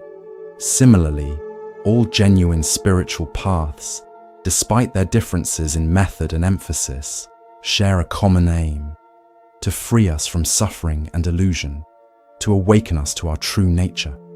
The outer forms may differ greatly, but the inner essence converges." "How then do I choose?" asked the young man. "By knowing yourself," the master answered. "Observe which teachings resonate deeply with you, which practices bear fruit in your life, which traditions feel like coming home. Trust your direct experience over abstract arguments. And remember that the boat is not the destination, it is a vehicle to carry you across. Once you reach the other shore, you won't need to carry the boat on your back." The seeker was silent for a time, taking in these words. Finally, he bowed to the master, understanding that his quest was not for the universally right path, but for the path that would serve his particular journey across the waters of life. The Buddha taught, "I teach one thing and one thing only: suffering and the end of suffering." This teaching points to the pragmatic heart of spiritual practice, its effectiveness in liberating us from unnecessary anguish and awakening us to greater freedom and compassion. Like the boats in the story, different practices may take varying approaches, but their ultimate purpose converges on this essential aim. Why do we become so confused and conflicted about spiritual paths? Zen Buddhism identifies several factors that contribute to this common dilemma. First is our tendency toward dualistic thinking, the habit of sorting complex realities into binary categories of right, wrong, true, false, or superior, inferior. This either-or framework fails to honor the plurality of effective approaches to awakening. Second is our attachment to form over function, our fixation on the outer methods, beliefs, or traditions rather than their practical effect on our lives. We may argue passionately about doctrinal differences while overlooking whether a practice actually reduces our suffering and increases our wisdom and compassion. Third is our pursuit of certainty, our desire for absolute guarantees before committing to a path. This search for perfect certainty can prevent us from fully engaging with any practice long enough to experience its transformative potential. The Japanese concept of jiriki and tariki, self-power and other power, represents two fundamentally different approaches to spiritual practice, one emphasizing personal effort and discipline, the other surrendering to a power beyond the individual self. Rather than seeing these as contradictory, Zen wisdom recognizes that different temperaments and conditions may call for different approaches, or even a balance of both. Zen practice itself embodies this pragmatic spirit through its emphasis on direct experience rather than doctrine. "If you meet the Buddha on the road, kill him," is a famous Zen saying that warns against attachment to any fixed concept or authority, even the Buddha himself. True Dharma is found not in allegiance to external teachings, but in the direct realization of our own Buddha nature. The Buddha said, "Believe nothing, no matter where you read it or who said it, unless it agrees with your own reason and common sense." This teaching encourages us to test spiritual claims against our direct experience, rather than accepting them based on authority alone. Like choosing the right boat for our journey, selecting spiritual practices involves discerning what actually serves our particular needs and conditions.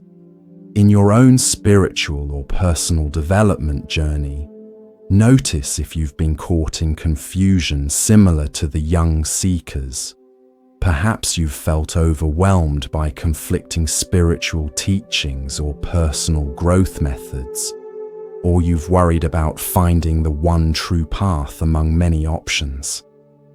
Or you've been reluctant to commit to a practice for fear of choosing the wrong one. Tonight, as you rest in awareness, can you connect with the wisdom of the boat metaphor? Can you sense which practices, teachings, or approaches have actually helped you cross the waters of confusion toward greater clarity and peace? As the Buddha taught, the whole path of mindfulness is this: whatever you are doing, be aware of it. This simple instruction reminds us that the most important quality of any spiritual approach is its capacity to awaken us to the present moment, the only place where genuine transformation can occur.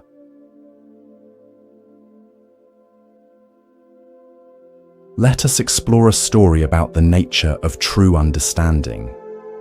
This is The Sound of One Hand. Hakuin was a renowned Zen master who lived in Japan during the Edo period. He was known for his rigorous teaching style and for revitalizing Zen practice through his emphasis on direct experience rather than intellectual understanding.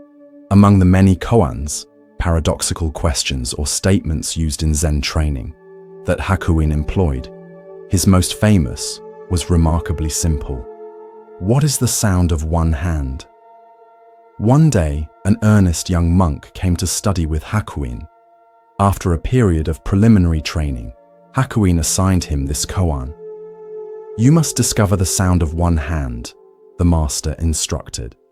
"Until you do, you will understand nothing of Zen." The monk bowed and retreated to meditate on this perplexing question. After a few days, he returned to Hakuin's quarters for sanzen, private interview. "Master," he said, "I believe I have the answer. The sound of one hand is the sound of water flowing in a stream." Hakuin shook his head. "No, keep working." The monk returned to his meditation. A week later he came back. "Master, I have it now. The sound of one hand is the sound of wind moving through pine needles." "No," Hakuin replied. "That is still the sound of something. Go deeper." Again and again the monk returned with various answers: the cry of a bird, the rustle of leaves, the distant temple bell. Each time, Hakuin rejected his response and sent him back to continue his inquiry. After months of intensive practice, the monk's understanding began to shift. He stopped trying to find a clever answer and instead allowed the question to penetrate deeper, beyond his conceptual mind. One morning, as he sat in meditation, something broke open within him. He rushed to Hakuin's quarters. When Hakuin asked, "What is the sound of one hand?" the monk responded not with words, but with presence, a direct, immediate demonstration that transcended conceptual understanding. Hakuin smiled and nodded, recognizing that the monk had finally moved beyond seeking answers to experiencing the question itself as a gateway to direct realization. The Buddha taught, "The finger pointing to the moon is not the moon."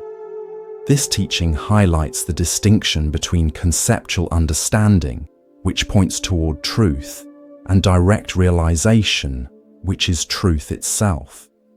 The monk's journey from intellectual answers to immediate experience reflects this fundamental shift. Why do we so persistently mistake concepts for reality? Zen Buddhism identifies several patterns that keep us trapped in conceptual understanding rather than direct experience. First is our educational conditioning, which trains us to believe that understanding comes primarily through thinking, analysis, and verbal formulation. This conditioning creates a bias toward intellectual comprehension at the expense of other ways of knowing. Second is our discomfort with not knowing, the mind's resistance to remaining in uncertainty or openness. When faced with a question like, "What is the sound of one hand?" our immediate impulse is to produce an answer, any answer, rather than dwelling in the fertile space of questioning itself. Third is our separation of knowing from being, our tendency to treat understanding as something we possess rather than something we embody. True Zen realization is not about having the right concept, but about becoming the understanding itself through direct experience. The Japanese term mu, literally nothing or non-being, is often used in Zen to cut through conceptual thinking. When a monk asked Master Joshu whether a dog has Buddha nature, Joshu famously replied, "Mu." Not as a negative answer, but as a way of rejecting the very framework of the question. This use of mu exemplifies Zen's approach to transcending dualistic thinking through direct pointing. Koans like "the sound of one hand" are not philosophical puzzles to be solved, but devices for exhausting the conceptual mind and opening a doorway to direct experience.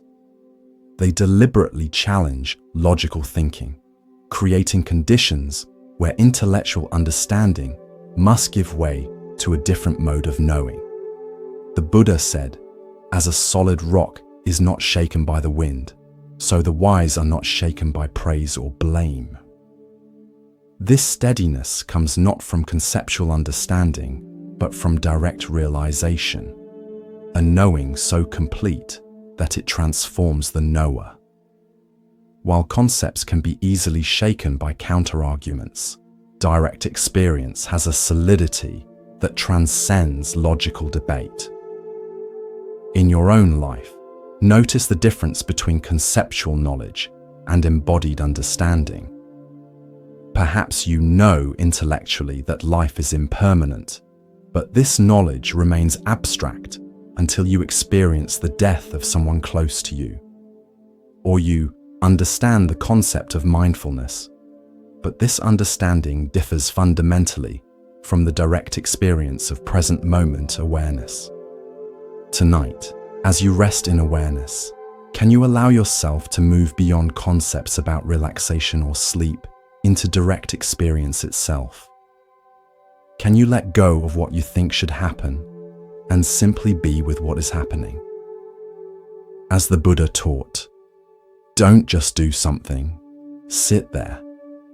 This instruction, which reverses our usual impulse toward activity, invites us into the direct experience that lies beyond our busy conceptualizing mind.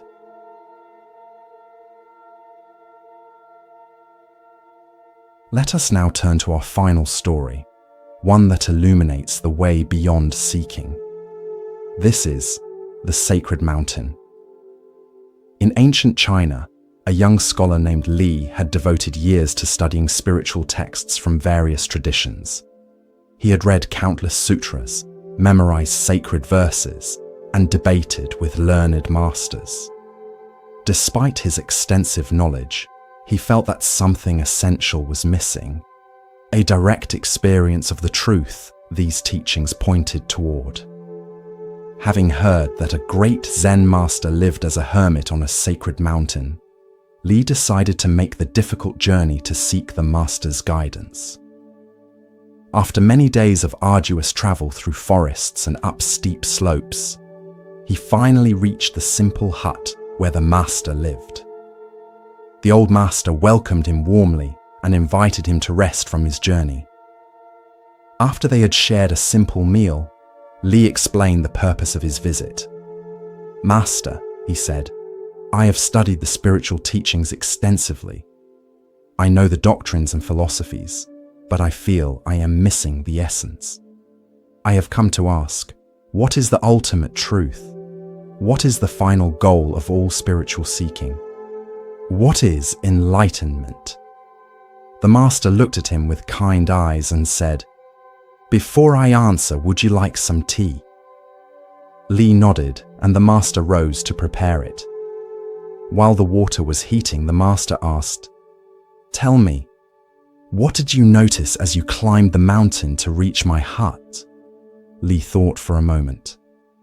"Well, the path was steep and difficult. There were many rocks and roots that made climbing challenging.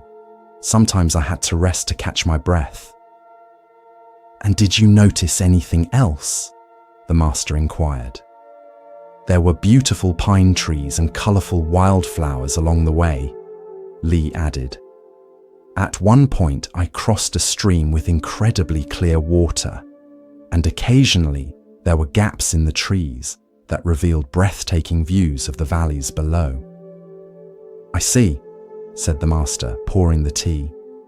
"And now that you are here, what do you expect to find?" Li hesitated. "I'm not sure exactly. Some profound teaching or experience that will finally make everything clear. The ultimate truth that all the texts point toward, but never quite reveal." The master handed Li a cup of tea and sat down beside him at the entrance to the hut. From this vantage point, they could see the magnificent landscape, mountains rising in the distance, clouds drifting across the vast sky, birds soaring on thermal currents. After they had sipped their tea in silence for some time, the master spoke. "The ultimate truth you seek was present in every step of your journey, in the effort of your climbing, in the beauty you observed, in the challenges you faced. It is here now in this cup of tea, in the mountains before us, in the space of awareness in which all these experiences arise." He continued, "There is nothing to attain beyond what is already present. Enlightenment is not some special state separate from your ordinary experience. It is seeing the extraordinary within the ordinary, recognizing the sacred nature of each moment." The master gestured toward the panorama before them. This mountain you call sacred is no more sacred than the ground where your home stands. These trees are no more special than those growing in your village. This moment is no different in its essential nature from every other moment of your life. Li looked confused. Then why did I need to make this difficult journey? Why do we study and practice at all? The master smiled. The journey was necessary not because the truth is hidden on this mountain, but because you believed it was. Sometimes we must exhaust our seeking before we can recognize what has never been absent. The spiritual path is not about finding what is missing, but about seeing what is already here. As they continued to sit in the quiet beauty of the mountain evening, Li began to understand. The truth he had been seeking was not hidden in esoteric teachings or special experiences, but in the direct, unfiltered encounter with life itself, just as it is in all its ordinary marvel. The Buddha taught, if we could see the miracle of a single flower clearly, our whole life would change.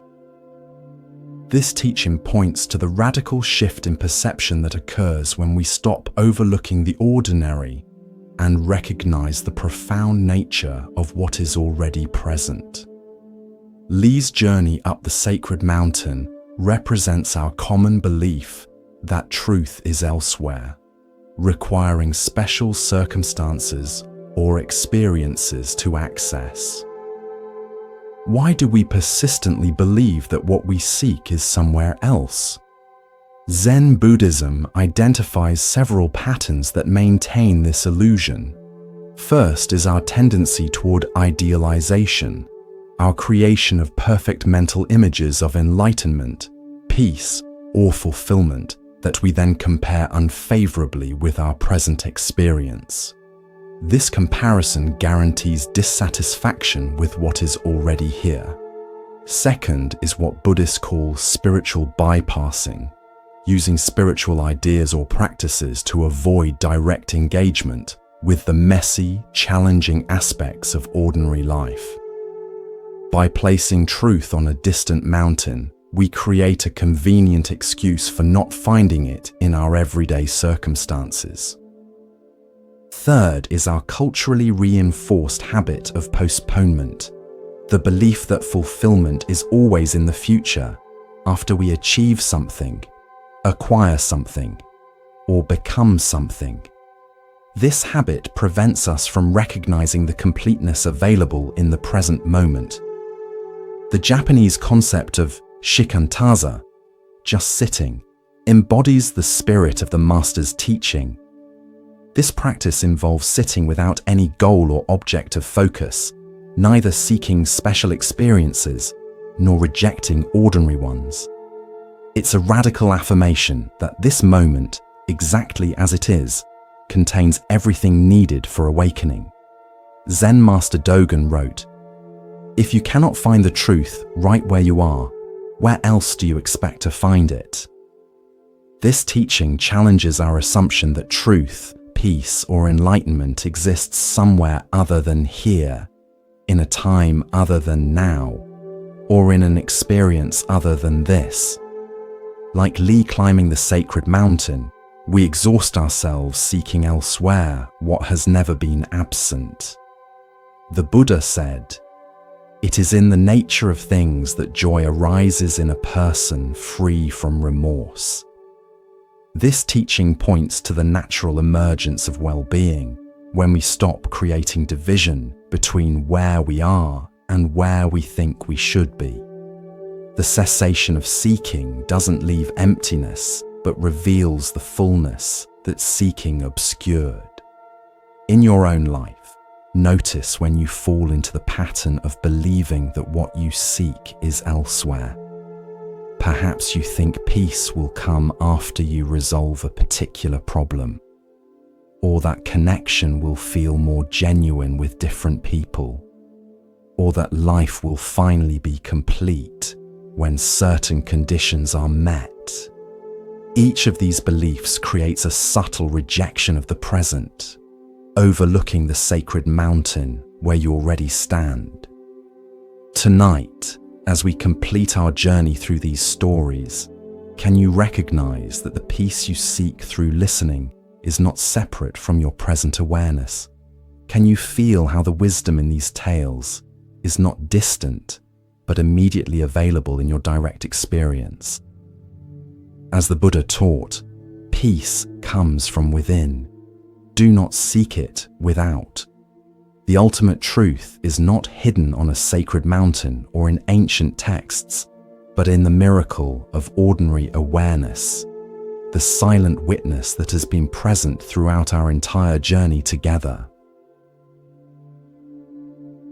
As we draw our time together to a close, let us reflect on the journey we've taken through these ancient stories of wisdom. Each tale has offered a unique facet of understanding, yet all point to the same essential truth, that peace, clarity, and awakening are available here and now, not in some distant future or special circumstance. The empty boat taught us to recognize when we're filling situations with assumed intentions. The monk and the tiger showed us how to find joy in the present moment despite challenges. The two arrows revealed how we can avoid adding suffering to inevitable pain. The mustard seed helped us understand the universal nature of loss and impermanence.